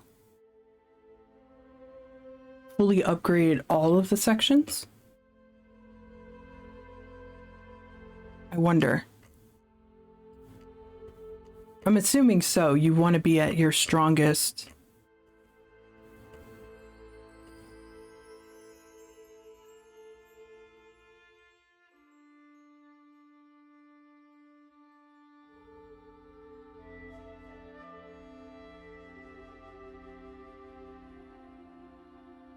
I'm not reading this out loud because it's kind of spoilery, so. Okay, here we go. Okay, so after reaching tier 5 in your Great Hall, you unlock the ability to vanquish the evil of the Demon Lord. Okay, that's all I needed to know. So, basically, you continue dungeon crawling until your Great Hall hits level 5. Gotcha. And like I said, it has proper checks and balances, so it's, in order to get to tier 2, you need 10 gold, 5 stone, 15 to 10, 20 to, 15, 30, 30. There we go. Wow. Okay. So this will definitely be a venture. Ooh, big stretch. Just pop the shoulder. Oh, wow. Okay. Wow. I'm actually getting pretty excited because this is going to be an adventure. Absolutely wild. Really cool. I like it. So I'm guessing that when they said like you'll need a piece of paper to draw and stuff, I wonder if like you could draw your castle. Which you guys don't need to be subjugated to that, really. But what I could do to... Oh, hold on. I gotta drink some water, otherwise I'm gonna cough.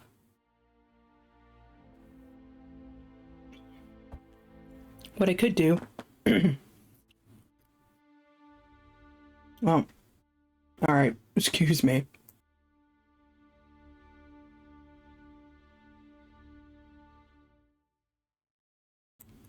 Sorry about that. I had to cough. Alright. What I could do is maybe sprinkle in a little bit of role-playing. Kind of make it interesting. Because, yeah. Because it looks like this is going to be kind of table-heavy. For the most part. And it's dungeon crawling. So, Okay.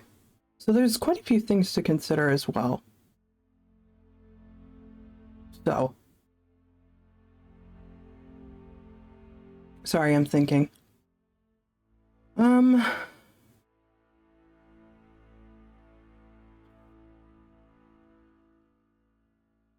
Maybe I'll do it off stream, but maybe I'll make a table in Obsidian to keep track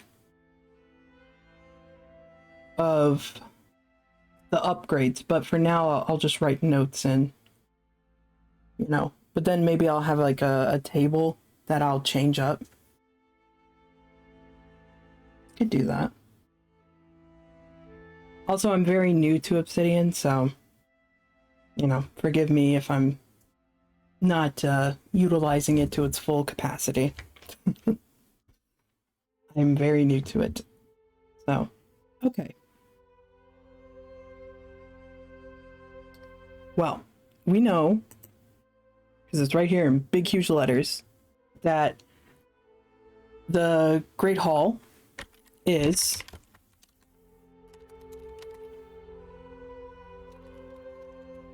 at tier 1, right? So, that means that buildings may be up to tier 1. Okay.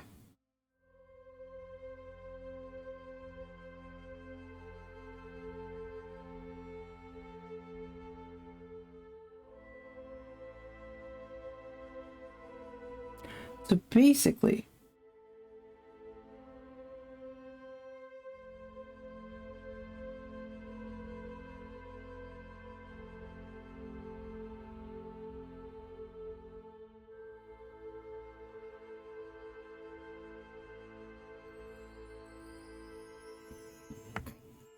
okay. I was making sure I wasn't ignoring some rule or something, but honestly, it looks like I can just pick what I want to level up based on what type of benefit I want. Because right now the Great Hall's at tier 1, so I can upgrade any one of these, or all of them really, to tier 1 and be fine. Okay. Okay. Oh. Oh, welcome to the crew. Am I late? Hey, Vice. A little bit. Yeah, I've been live for a couple hours. Oh no. Yeah. Mm-hmm. Yeah. Actually, now you're making me second guess myself. Did I not state my time zone? Probably didn't.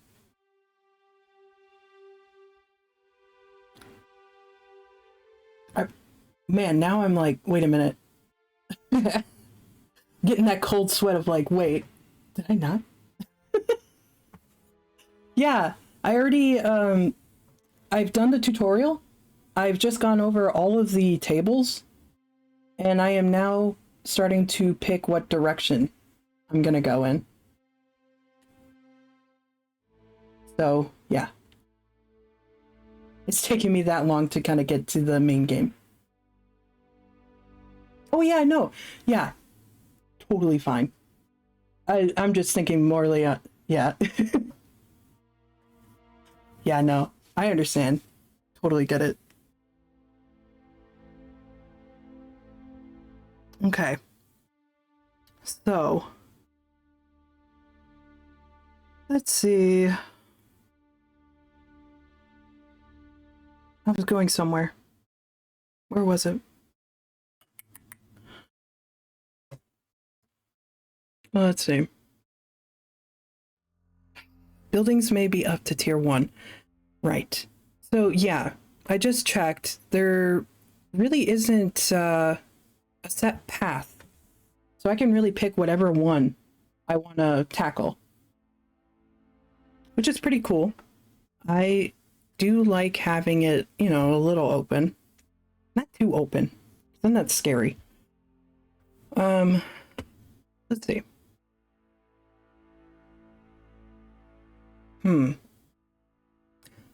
Well, I did say that the stables really drew my attention because if we could upgrade that to tier 1, just having that one extra resource could really kind of speed up the process of leveling up the other sections. And then kitchen, we could probably do back burner. I don't want to be too cocky, but I think right now, hopefully it won't be as harsh of a dungeon and I won't fully wipe or lose more than 2 people. Hopefully. I may eat that, but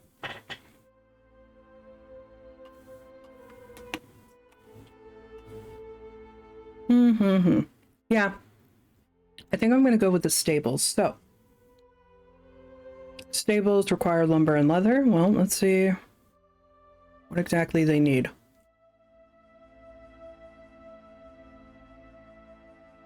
5 lumber and 1 leather in order to upgrade it to tier 1. Do we have a fantasy James Sunderland? We had a medieval James. Yeah, we do. We did. We did have a medieval James. He died in LMH Gothic. He's dead. But we have his cousin that looks eerily like him called Jim Jam. So yeah. There's a lot of dead people in LMH Gothic, and it may or may not be my fault.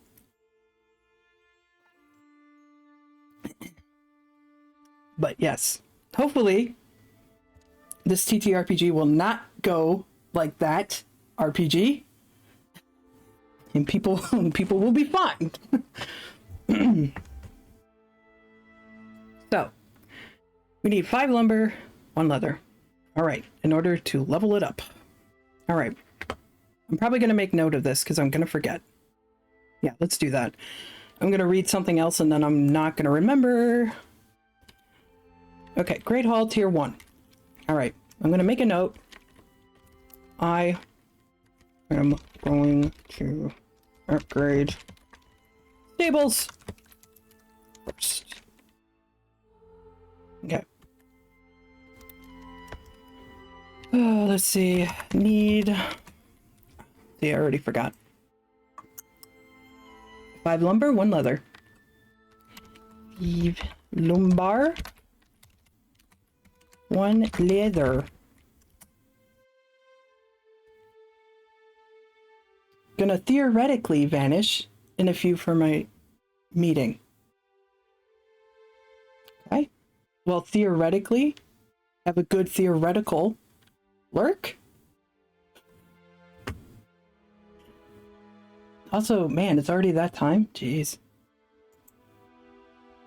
Does not feel like that. That's the other thing I kind of like about this too. Is that I've been sitting here for like almost 2.5 hours. Does not feel like it. So, kind of give props to this TTRPG. It's pretty good.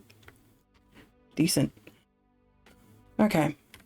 Alright, so that's what we want, because we want that benefit. Alright, so I'm going to scroll down here. Okay. Also, yeah. I totally retract what I said about the abandoned mine being like the level 1 dungeon. Retract. I thought it was a level 1 dungeon because I thought there was no boss, but that was because I did not scroll to the second page that showed it had a boss. So, all the dungeons have bosses. So pretty much they're all equal standing. So, I could go into any dungeon. Let's see. So I am looking for something that has lumber and leather. Well, oh, goody. The Haunted Forest. Okay. The one that I did not want to go into. And it's going to be the first one we go into. Good. Yeah, no, that's fine. Yeah. Okay.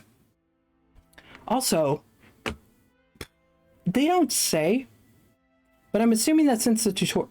I just realized I minimized obsidian. I'm sorry, guys. There we go. I gotta not do that.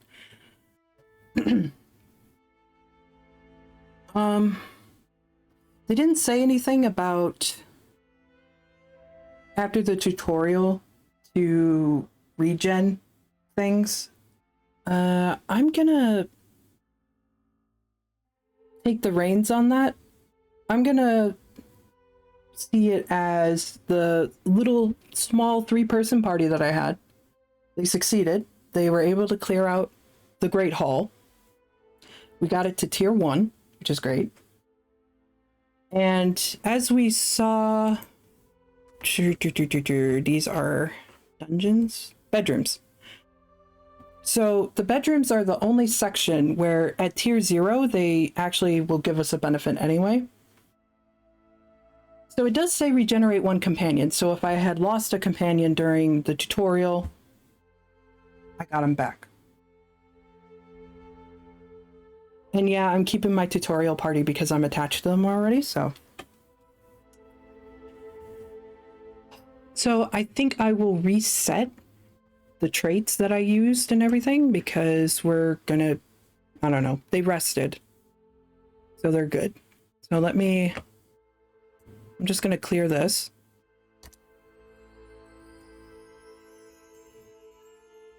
As with any RPG, I immediately grow attached to whatever characters I have, so. Oh, I added one. Goober! You goob! Actually, you know what? If I just, what if, oh, look at that. Oh, so simple. So simple, Cheeki, and yet you could not grasp that. So funny.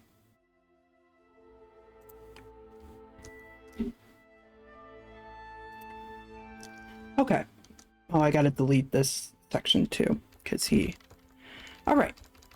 And as a little refresher, my tutorial party, the squad of 3. We have Matthias the Squire. He actually has a profile. Girl, just go like this. Okay. Matthias the Squire. He is not fast. He has a decent defense. Average everything else. Eh. His trait is -1 from TN of next event, which is a pretty good trait actually, because I used it and I was like, oh, okay, cool. The next one in my party is Ellen the Warrior. She has her trait is use defense instead of speed. And then I have the wonderful Lycan the Sling. I decided that they are NB, so they have a trait of +1 to any stat, which is also another pretty good trait, in my opinion.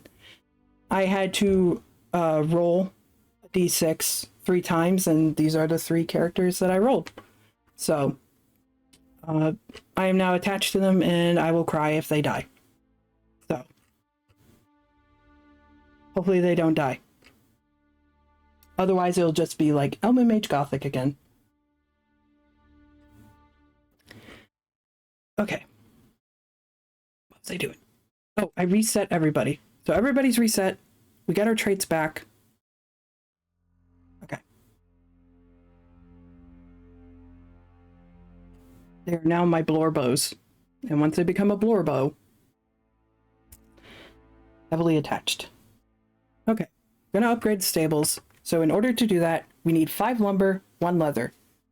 Which means that unfortunately, we have to go to the Haunted Forest. I did not want to go to the Haunted Forest because it's a haunted forest. You know? I can't... Cursed by an ancient evil and yet still home to bandits. So not only do we have ghosts, an ancient evil, we also got bandits to deal with. So great. But base resources, 5 lumber, 3 leather, that would be enough to upgrade it. So, all right. So now I need to find the Haunted Forest table. Okay, which is these 2 pages. Okay. Now, the possible benefit is that because I have such a small party,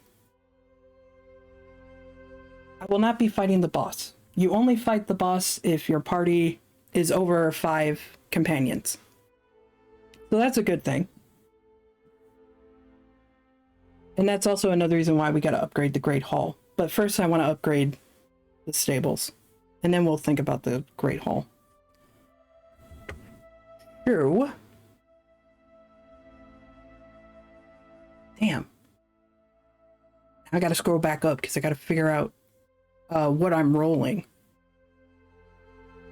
Actually, no. Wait, hold on. Yeah, no. Short-term memory. Not good. Yep, okay. Okay, tier of your stables. Which is nothing, because we have... Tiers, determine event. 2 and 3. Roll 2. Tiers 4 and 5, roll 3. Okay, so... Okay. Okay. So...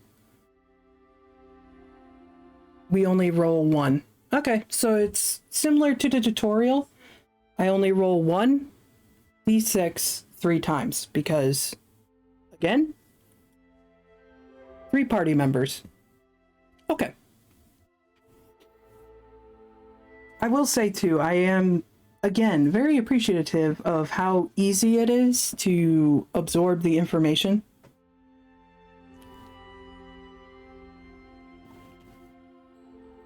I read a couple of TTRPGs off to the side, and some of them make my eyes cross, so this one has been thankfully very easy for me to wrap my very smooth brain around, so yay! Okay, just like the tutorial, 1d6 3 times. 1d6. Okay.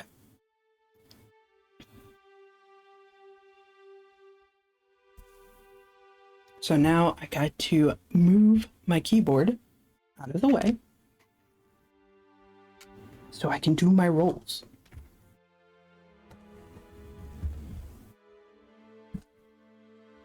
Alrighty. Also, now I have that brainworm because of Zachary. I almost would like to make new characters. Excuse me. Right now we're going based off of the characters that the game has already pre-made. Oh, but now I'm kind of like, ooh, what if I made some new ones? I could see myself playing this a few times over. That's something I'll have to chew on off stream. That would be fun. Okay. So I gotta roll this 3 times. Okay. I gotta bring up Obsidian because I gotta mark this. Okay, so didn't write down where I'm going. Need haunted forest. Woo! Okay. So D6 times 3. Just in parentheses. Because I also got to make these notes for future me, because future me will look at these notes and go, what were you doing? What were you doing? So that's why I got to put in parentheses, 3 is the companions. Because, yeah, I look at math equations and I'm definitely not going to remember what I was talking about. So, okay, 1d6 times 3. All right, so my first roll was 4.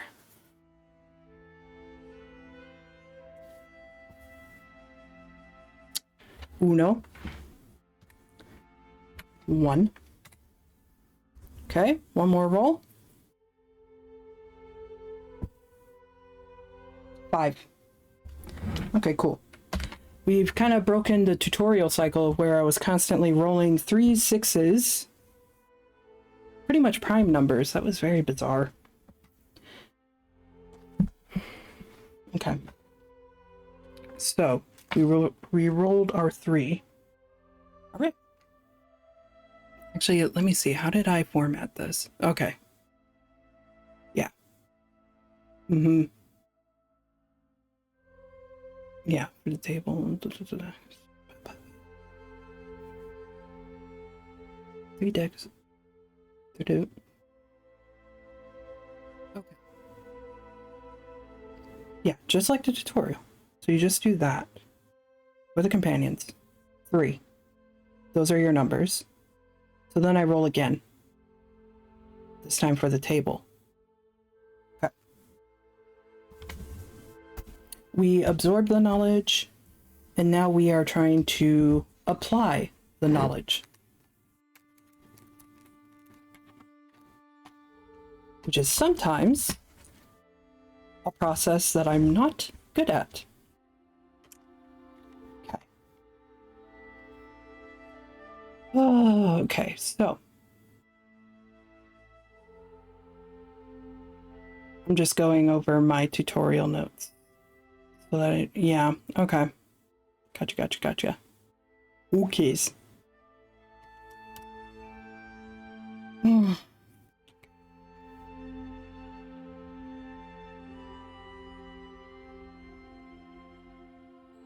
All right.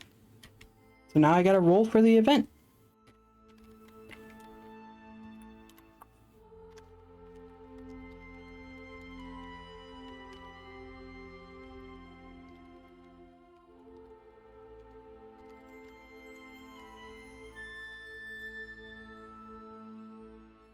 Oh, here. That is flat enough.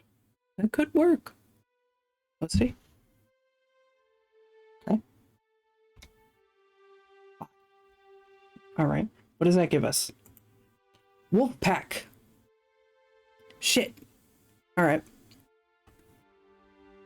Because we do have now the ability to either have non-combat encounters or combat encounters, but I rolled a combat encounter. So here we go. Wolf pack. The evil forces in this wood have brought this wolf pack to hunt you. Great. Okay. All right. So the breakdown that they had earlier was the tier is whatever tier your Great Hall is at. So right now, our Great Hall is at tier 1. So attack 5 plus 1, 6. So their attack is 6. So we have to beat that. 5. Wolf pack.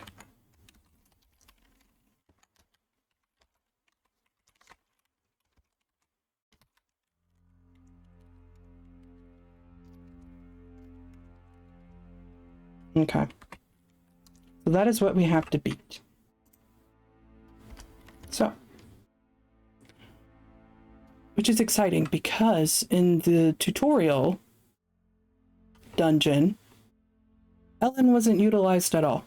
Poor Ellen. Ooh, and Ellen might not be utilized again.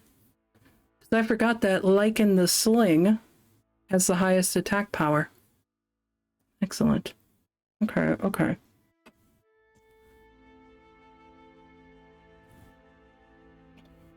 Bruh.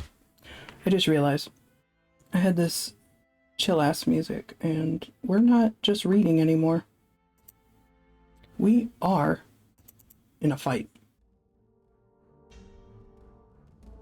Let me change that.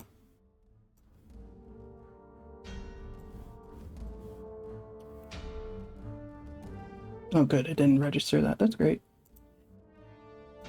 Cool. All right.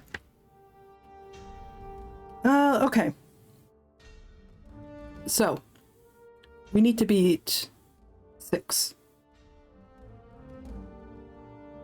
My first roll was 4. So,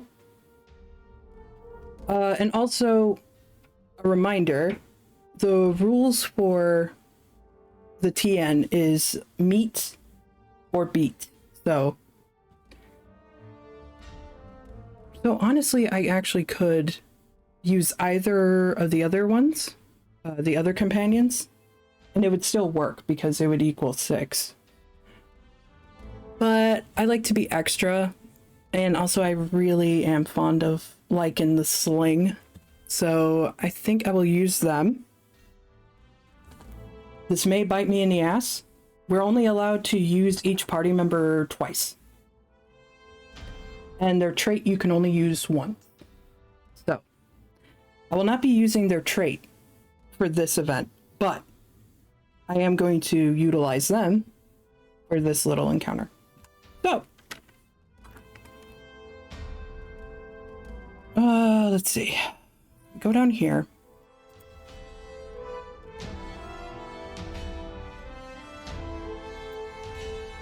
Wow, that horn section like really blew up. There we go. All right. And Lycan. Okay.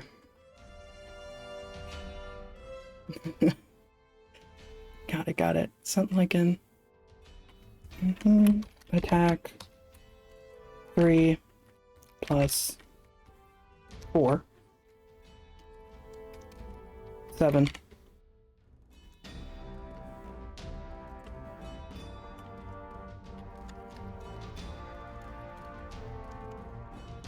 Beat the wolf pack. Event 1. Success. Okay. And again, the amount of events is reflective of how many are in your party. So now we just need to do 2 more. And then we'll be good. Okay.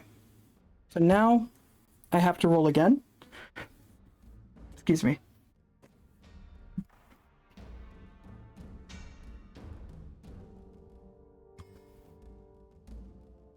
Okay. All right. So I'm just gonna go ahead and just copy.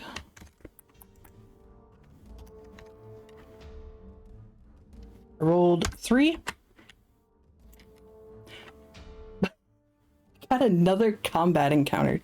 Damn. Also another prime number. I'm hitting the primes again. Man-eater plant. True to its name. Thank you. Thank you, description. I love descriptions like that. Man-eater plant. As the name states. Good thing 2/3 of my party is an NB and a woman. Sorry, Matthias. Anyway. Okay. So, attack 4 plus tier 1 Great Hall. So, attack is 5. Okay.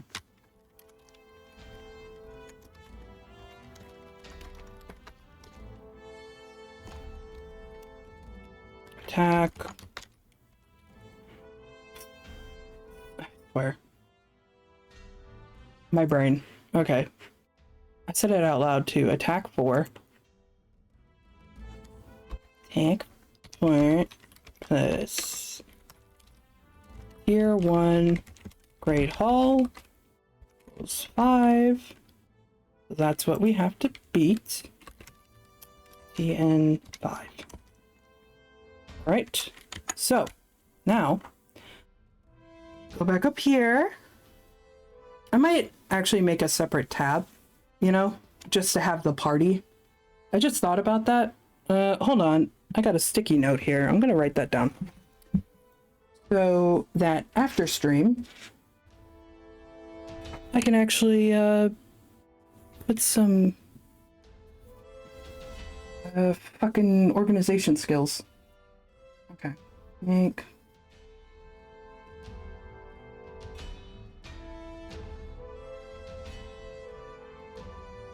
new obsidian tab for 30. Yeah, I wasn't aware what I was going to be doing. Because even at the beginning of this document, they were saying to have a piece of paper to draw on. I don't know what I'm drawing. I mean, I could probably draw the castle, but I am not a drawing artiste. So I figured I'd just write it out instead. So. Okay, make new obsidian tab for party members. There we go. That way we can just actually flip through instead of you having to watch me scroll up and down, up and down, up and down repeatedly. Actually, it also kind of drives me nuts too, so. Anyway. Could I do that now? No. No, focus. Focus on what you're doing. Okay. Okay. Oh, right. I was going up to these guys to see who would I send to fight the man-eating plant. For the lulz, I should send Matthias because he's the only man in the party. I think it'd be kind of hilarious, but... let's see. Attack 5. Okay. Attack 5. Could utilize his trait too, because that was useful in the tutorial. Hum. And again, I feel so bad that I haven't used Ellen. And she's such a badass.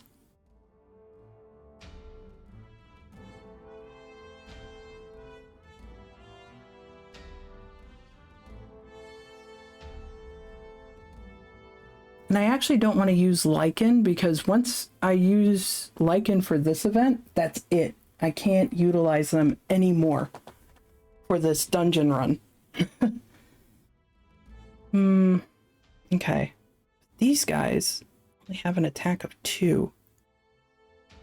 And I believe I only rolled a 1. So that would not pass that. Ooh, man, I might actually... Oh. I may not have a choice, actually. Let me see. In my notes. 3, 4. Okay. Okay. Oh. See, this is what I was a little bit afraid of. I was afraid I was going to kind of put myself in a corner. And I think I have kind of done that. We don't know for sure. We don't know for sure. But it could be horrible.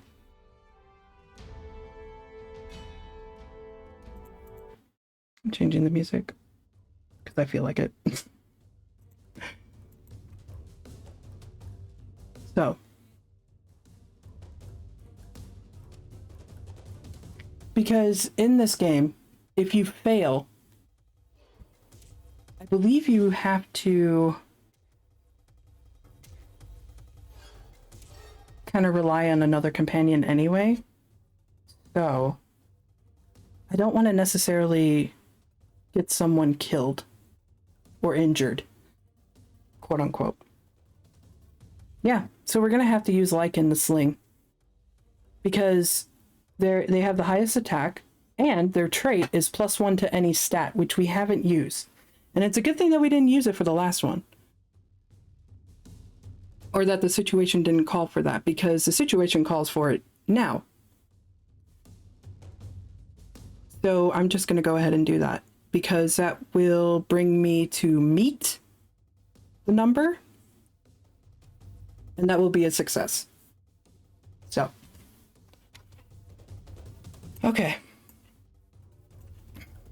So I'm going to go ahead. I'm going to strike this out so I remember. It's already been used, and I'll even add a note, used.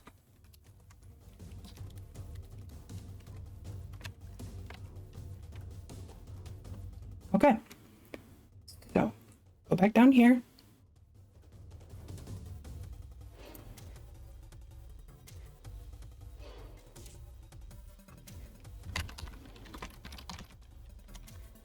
All right.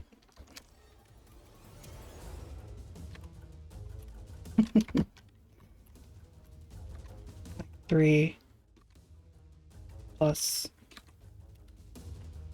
1 due to trait, right? Plus 1, which was the roll that I did earlier. So that is 5.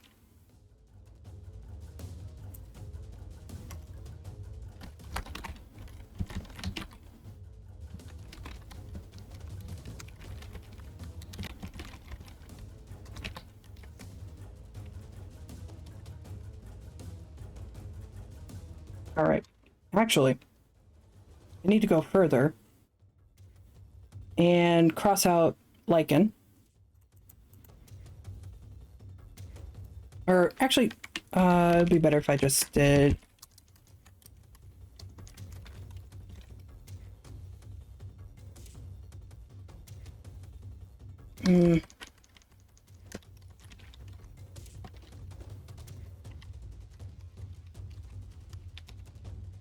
Okay.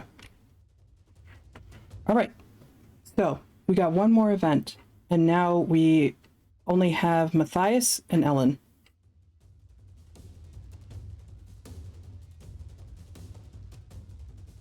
So I gotta roll again.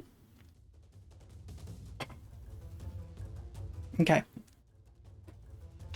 Okay. So I rolled a 6. 6. What does that give us? Another combat encounter. Jolly good. Laurel Hell. If you get in, you can't get out. Okay. Defense 6 plus Tier 1 Great Hall. That is 7. That is a beefy stat. Whew. Okay. This may be a failure.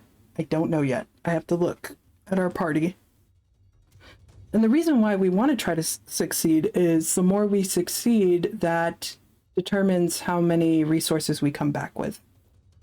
I believe. If I remember that correctly, I'll have to go over it again when we get to that. But right now, we're in this fight with whatever the hell is Laurel Hell. Okay. So, defense.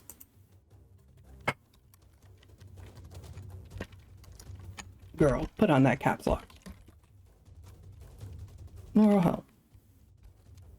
Defense 6 plus Tier 1 Great Hall equals 7. EN 7 defense. Okay. So we got that.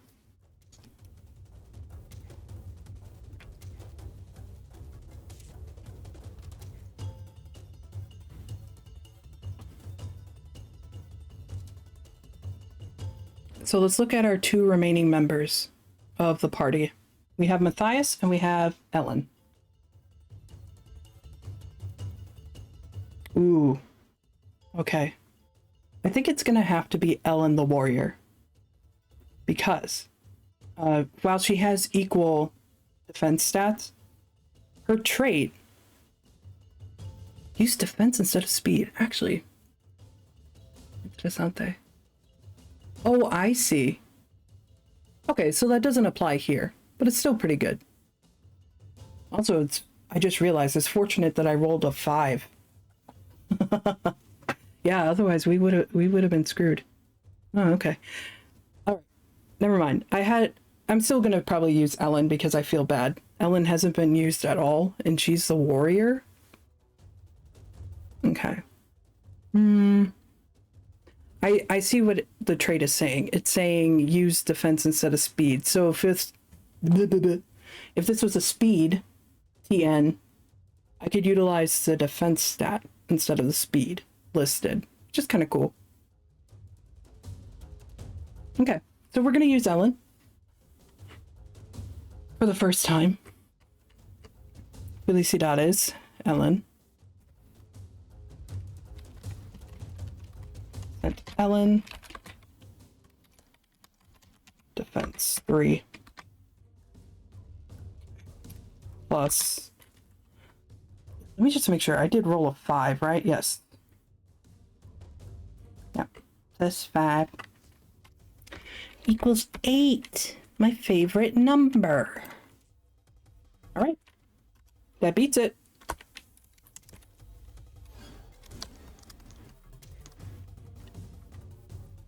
How the hell? What type of... I mean, it doesn't matter. Okay.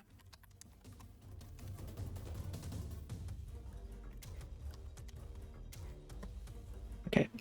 Hell yeah, beat it. So we had a 3 success rate. That's fortunate.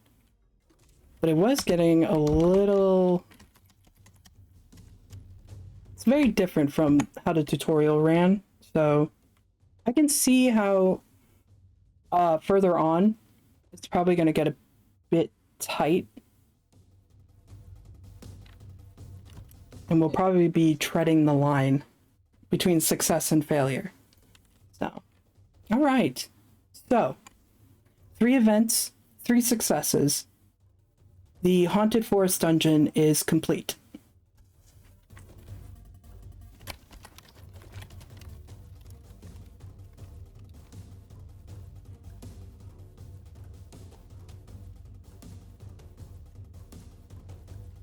All right. So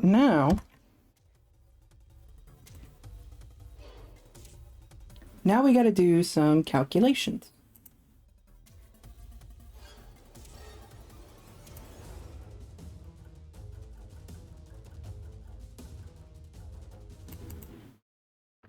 Push this over to chiller music.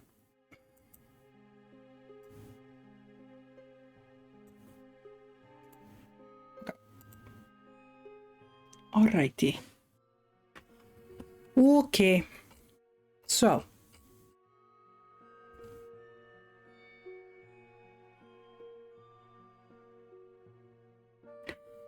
To calculate the total resources you bring back to the castle, multiply the base resources by the number of events completed successfully.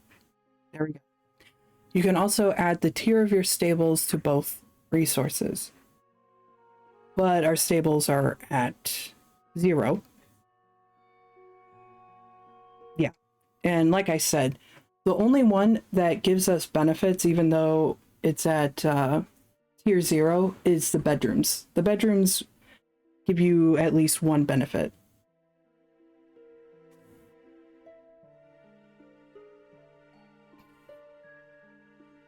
I just thought about something, but I'm going to keep that in the back of my mind. But it might be something I'll look into off stream in regards to this game. Okay. All right. So, yeah, so our stables are not upgraded, so we don't get that bonus. So, okay.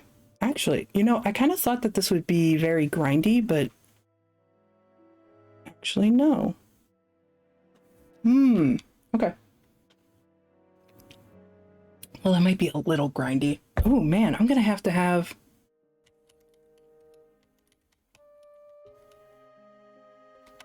I'm having more thoughts. Hold on. I gotta write this down. There's something else I'll do off stream, too.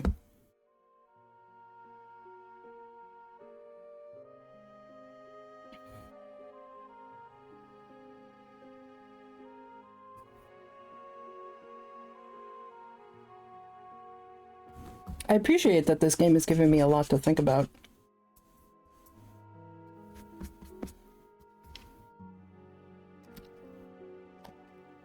And like I said, I kind of knew that at least this first stream was going to be a little scuffy because I did not know what I was walking into. But now that I'm kind of in the game, I'm sort of figuring out what to do with this information and how to organize it in a way. It may not make sense to other people, but it will be something more for me to easily understand and have access to. So, all right. So, we went to the haunted forest. Gave us 5 lumber, 3 leather. So, okay. We had a 3 success. So that is 5 times 3 for lumber, and then 3 times 3 for leather. Excelente. Let me write that down.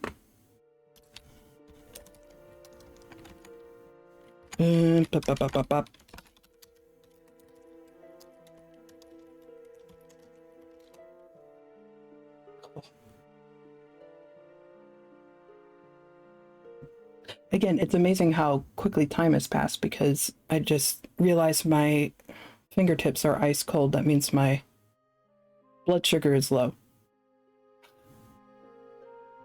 And I'm like, oh yeah, it's 12. It's past 12. That makes sense. Anyway, don't worry. I'm fine.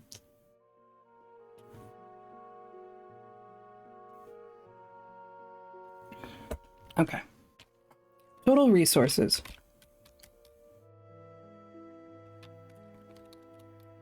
Ugh, this is going to be messy. Hold on. Let me, in between that. Right, yeah, let's do this. Let's do this.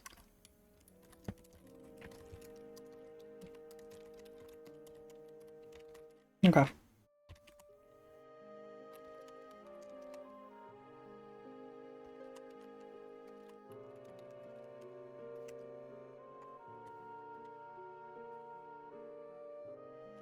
Okay, so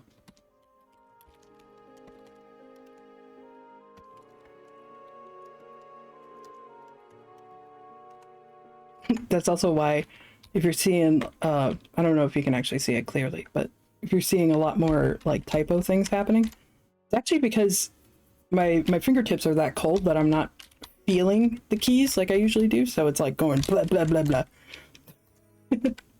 Times 3 success equals 15 lumber. Okay. This is a type of math I can handle. This is this is the level that I can handle.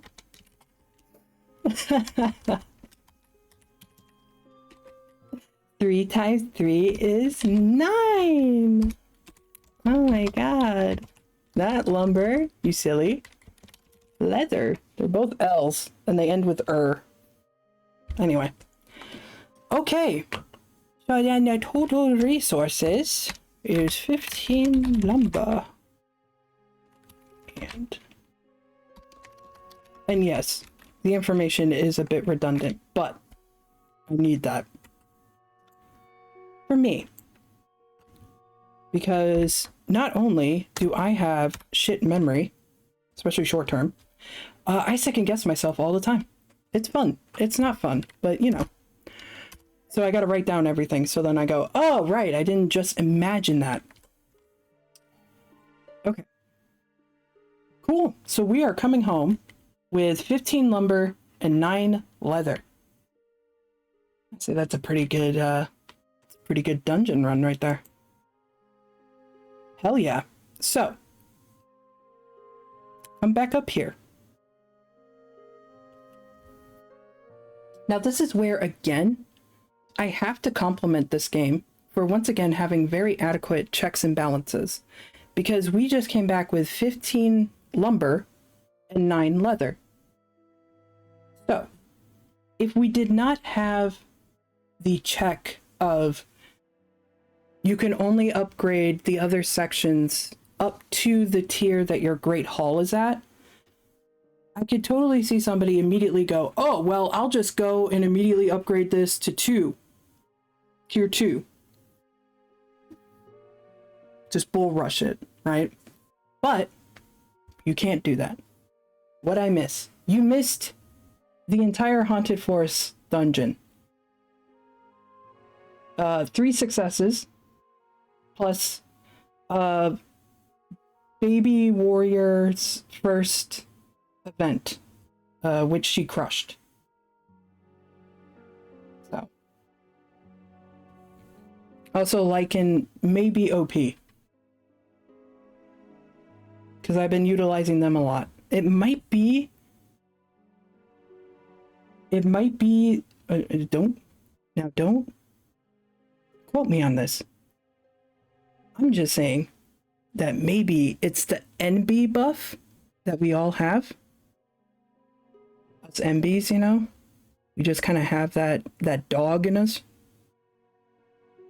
So, I was thinking that, yeah.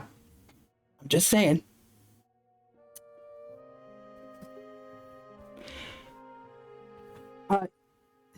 No gender binary, no fear. Yeah. You can't contain me within your predetermined binary. What makes you think you can tell me how the tides of battle are gonna go? No way. Anyway. Yeah, so I was, you just caught me in the middle of praising this game for once again having really good checks and balances. Because I succeeded all 3 events. So I'm coming home with, what was it? Short-term memory. 15 lumber and 9 leather. So I was saying how the checks and balances are really good because I could see someone going, oh, well, I'll just upgrade this to tier 2. But you can't do that. Because all of the sections can only upgrade up to the level that the Great Hall is at. And right now our Great Hall is at tier 1.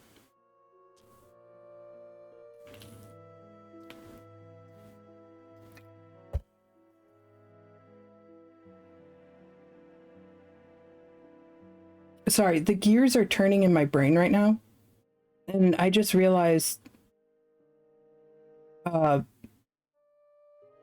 gonna have to have an actual resource tracker. Hold on. I gotta add that to my note. Because again, the game doesn't say it, but I'm pretty sure whatever resources I don't use right now, I think it carries over. So, pretty sure. Again, don't quote me on that. I am not an expert TTRPG player. I am baby. I am sweaty baby. Ooh. I can show you how to use the solo TTRPG toolkit plugin later. Ooh. Sounds exciting. Okay. Right. Brain's catching up. And brain is caught up. Okay. Also for you guys, you get to see both of these up on the display. When in reality, I'm flipping between things. Also, Zach, don't say anything. Do not ask why. Just let me cook. Okay, so 15 lumber, 9 leather. So we can definitely level this up to tier 1. Yeah, I know. Don't cat face me. No, I'm fine. Okay, so leveled up tier 1. Sure, let's document that.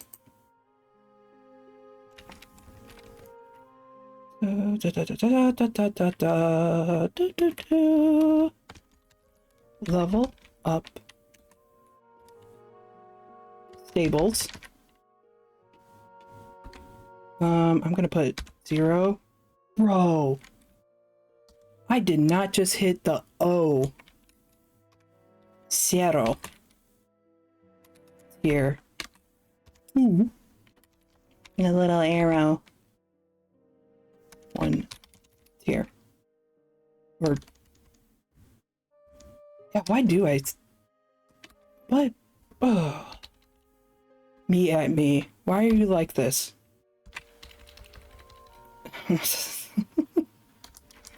There we go. That's a little bit more readable. Tier 0 to tier 1. Awesome. Okay, so okay. The next time I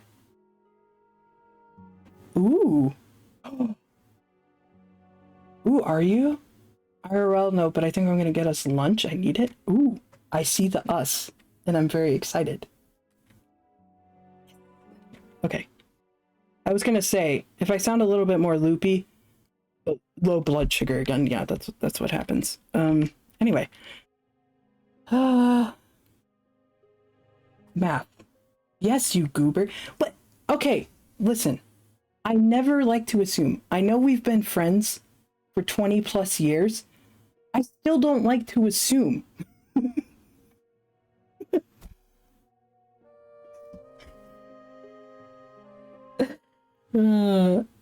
I don't like assuming that I'm immediately involved. You know what I mean? Like, whatever. I gotta do this simple math. Okay. 15 lumber. If Susan has 15 lumber and Thomas asks for 5, how many does Matt have?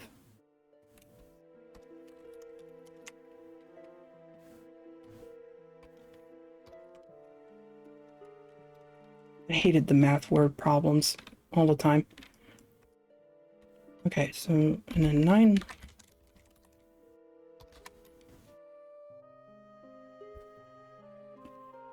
Don't call me a muppet. Muppet. Not a Muppet. I'm a skeletal spectral astronaut. Get it right. Oh. That would be kind of a cool looking Muppet though. Anyway. One leather. Really?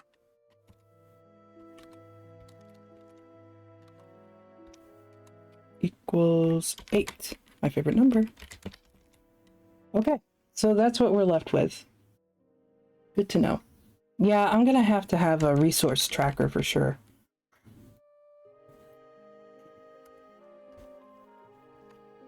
Absolutely wild. Okay. So, our stables are now tier 1. So we now get to reap the benefit of bringing back one more of each resource gained. So hopefully that is a good buffer in case the next dungeon that we do goes to shit. So, which I'm still expecting.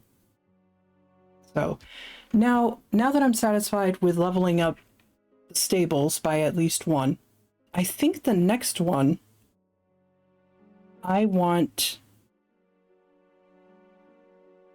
Well, see, this is interesting, right? Let's think about this actually. Let's have a little huddle here. Okay? So, as we saw with my dungeon run, right? I had all 3 of my events were combat, right? Unfortunate. I mean, not really because I succeeded, right? But it could easily go south, right? So now, after experiencing that first dungeon crawl, I really do truly understand the benefit of having this from the armory. -1 from the TN of combat events. Right? I now understand. Because, you know, the tutorial didn't utilize any of this, right? But now I'm starting to see it.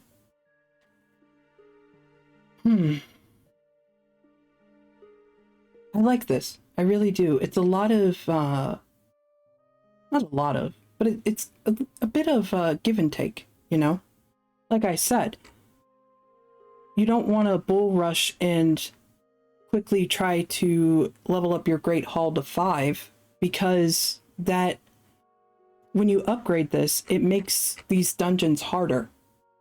And if you hit combat and you don't have, you know, well, you might have a couple of companions, I just read this, but if you didn't, you know what I mean? You could easily get wiped, and then you wouldn't be able to progress.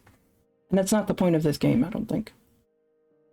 The point of it is to build up, you know, not necessarily the dungeon crawling itself.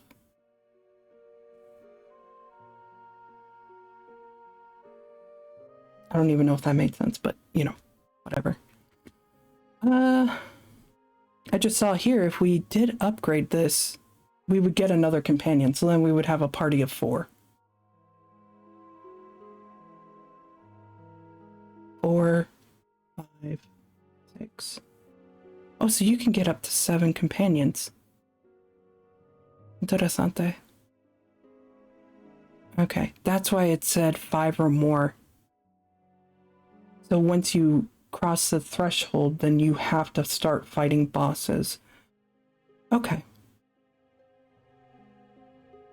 Okay. Yeah. It's all coming together. Totally makes sense. Okay. So. Oh, right. So the reason why I was like, let's huddle. Because. When I was first starting out, I thought I had a really good plan. I would level up the stables. And then, where is it?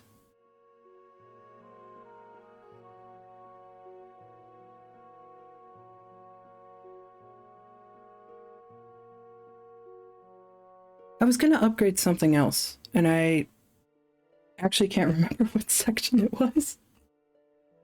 I don't think it was the bedrooms. Because I had said earlier that I would probably put the bedrooms on the back burner, you know? Just for now. I'm not gonna completely neglect it, but for now.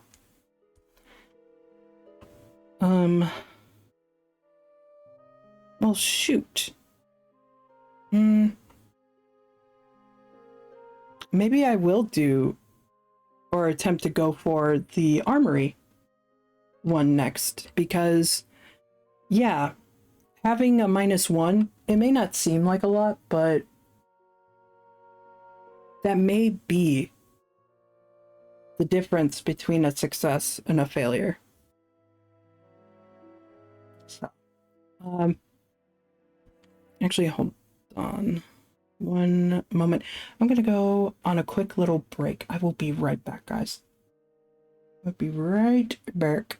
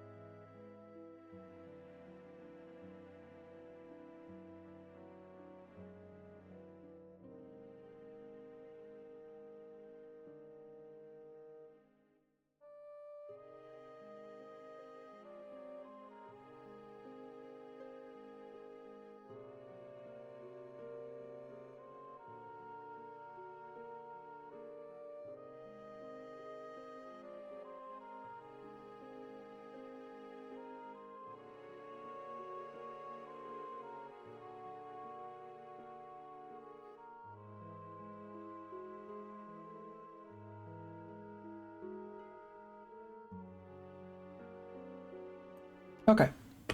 Let's see. Oh, would help if I go back to this. Okay. Hello. I'm back. All right.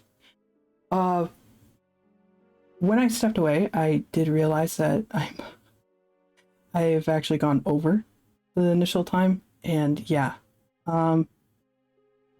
due to Zachary's lunch plan, I'm probably gonna call it here. But I'm gonna jot down my plan of action for the next session. Excuse me. Also, my throat is just like, whew. No bueno. Does not want to work anymore. So, let's see. Burp, burp, burp, burp, burp. Let me bring up Obsidian. So, yeah, I've thought about it. I think we should try to level up the armory. Then, I don't know, maybe the courtyard. And then maybe the bedrooms. And then after that, probably bring it up to tier 2 and then start kind of working more on the sections before we level it up again. So, exciting. Okay, so let me write that in my Obsidian file so I remember, because, again, not good memory. Got that memory leak, you know? Great. Okay, so... Right. So...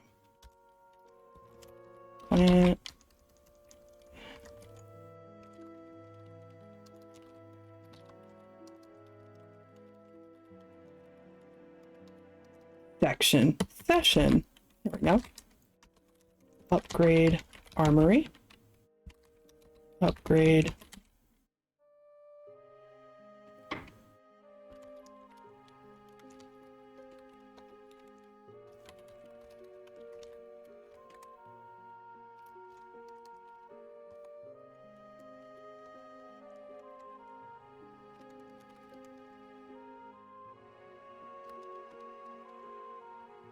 Okay. All right. That sounds like a plan. I had a lot of fun. Let me actually transition. There we go. I had a lot of fun with this game. I kind of had a gut feeling that I would, but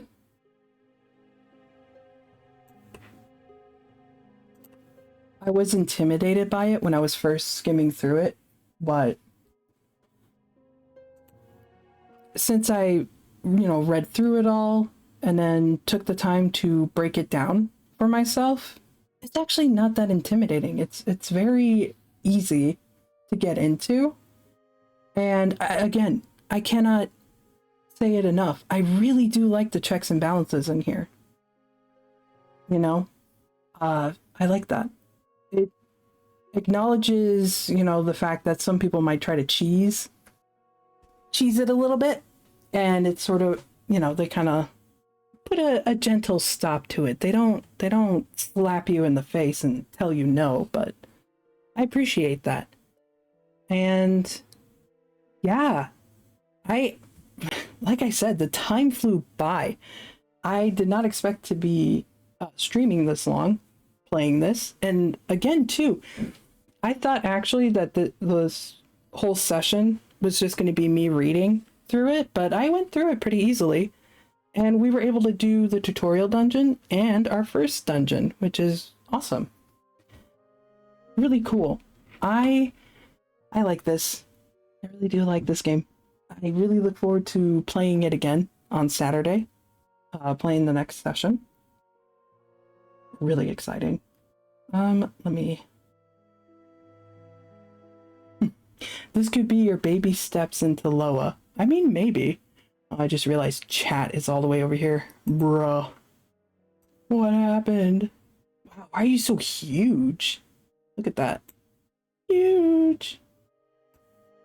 Let me make that a little bit. There we go. Yeah, this could be your baby steps into Loa.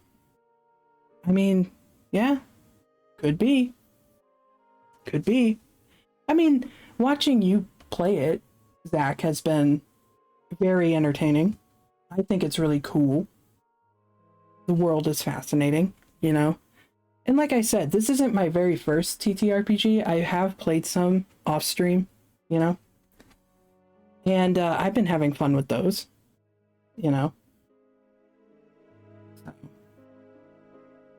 But yeah, I can feel my throat just like dying, just like wanting to coil within itself to prevent me from talking.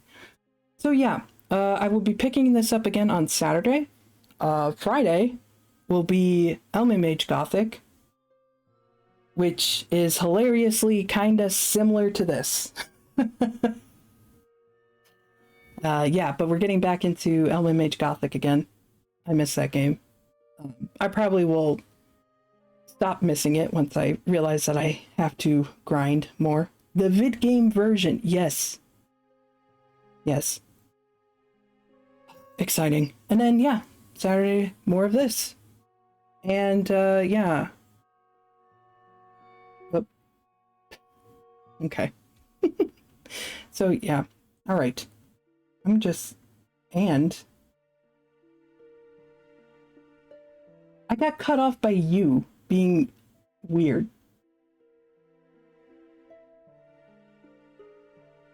Now you're just throwing the faces at me, and have I forgotten? And what? Oh no. Oh, what did I forget? What did I forget? What did I forget? Oh, it was something important. You've forgotten about you. I've forgotten about you? Oh, what was it? Oh no. Is it something that you can say here, or is that gonna spoil something? I honestly cannot remember. Oh my god.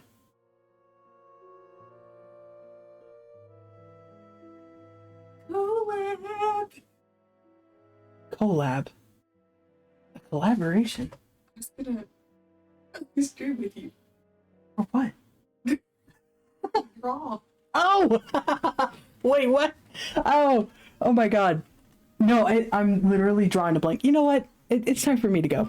I need to go. The blood sugar is too low, guys. Too low! Okay. This scuff stream. Okay, anyway.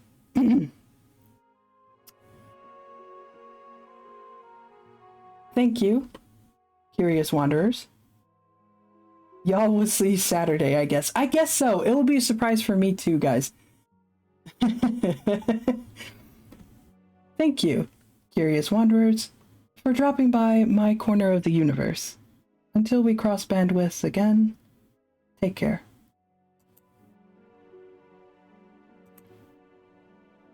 This scuffed ass stream, I swear, oh my god.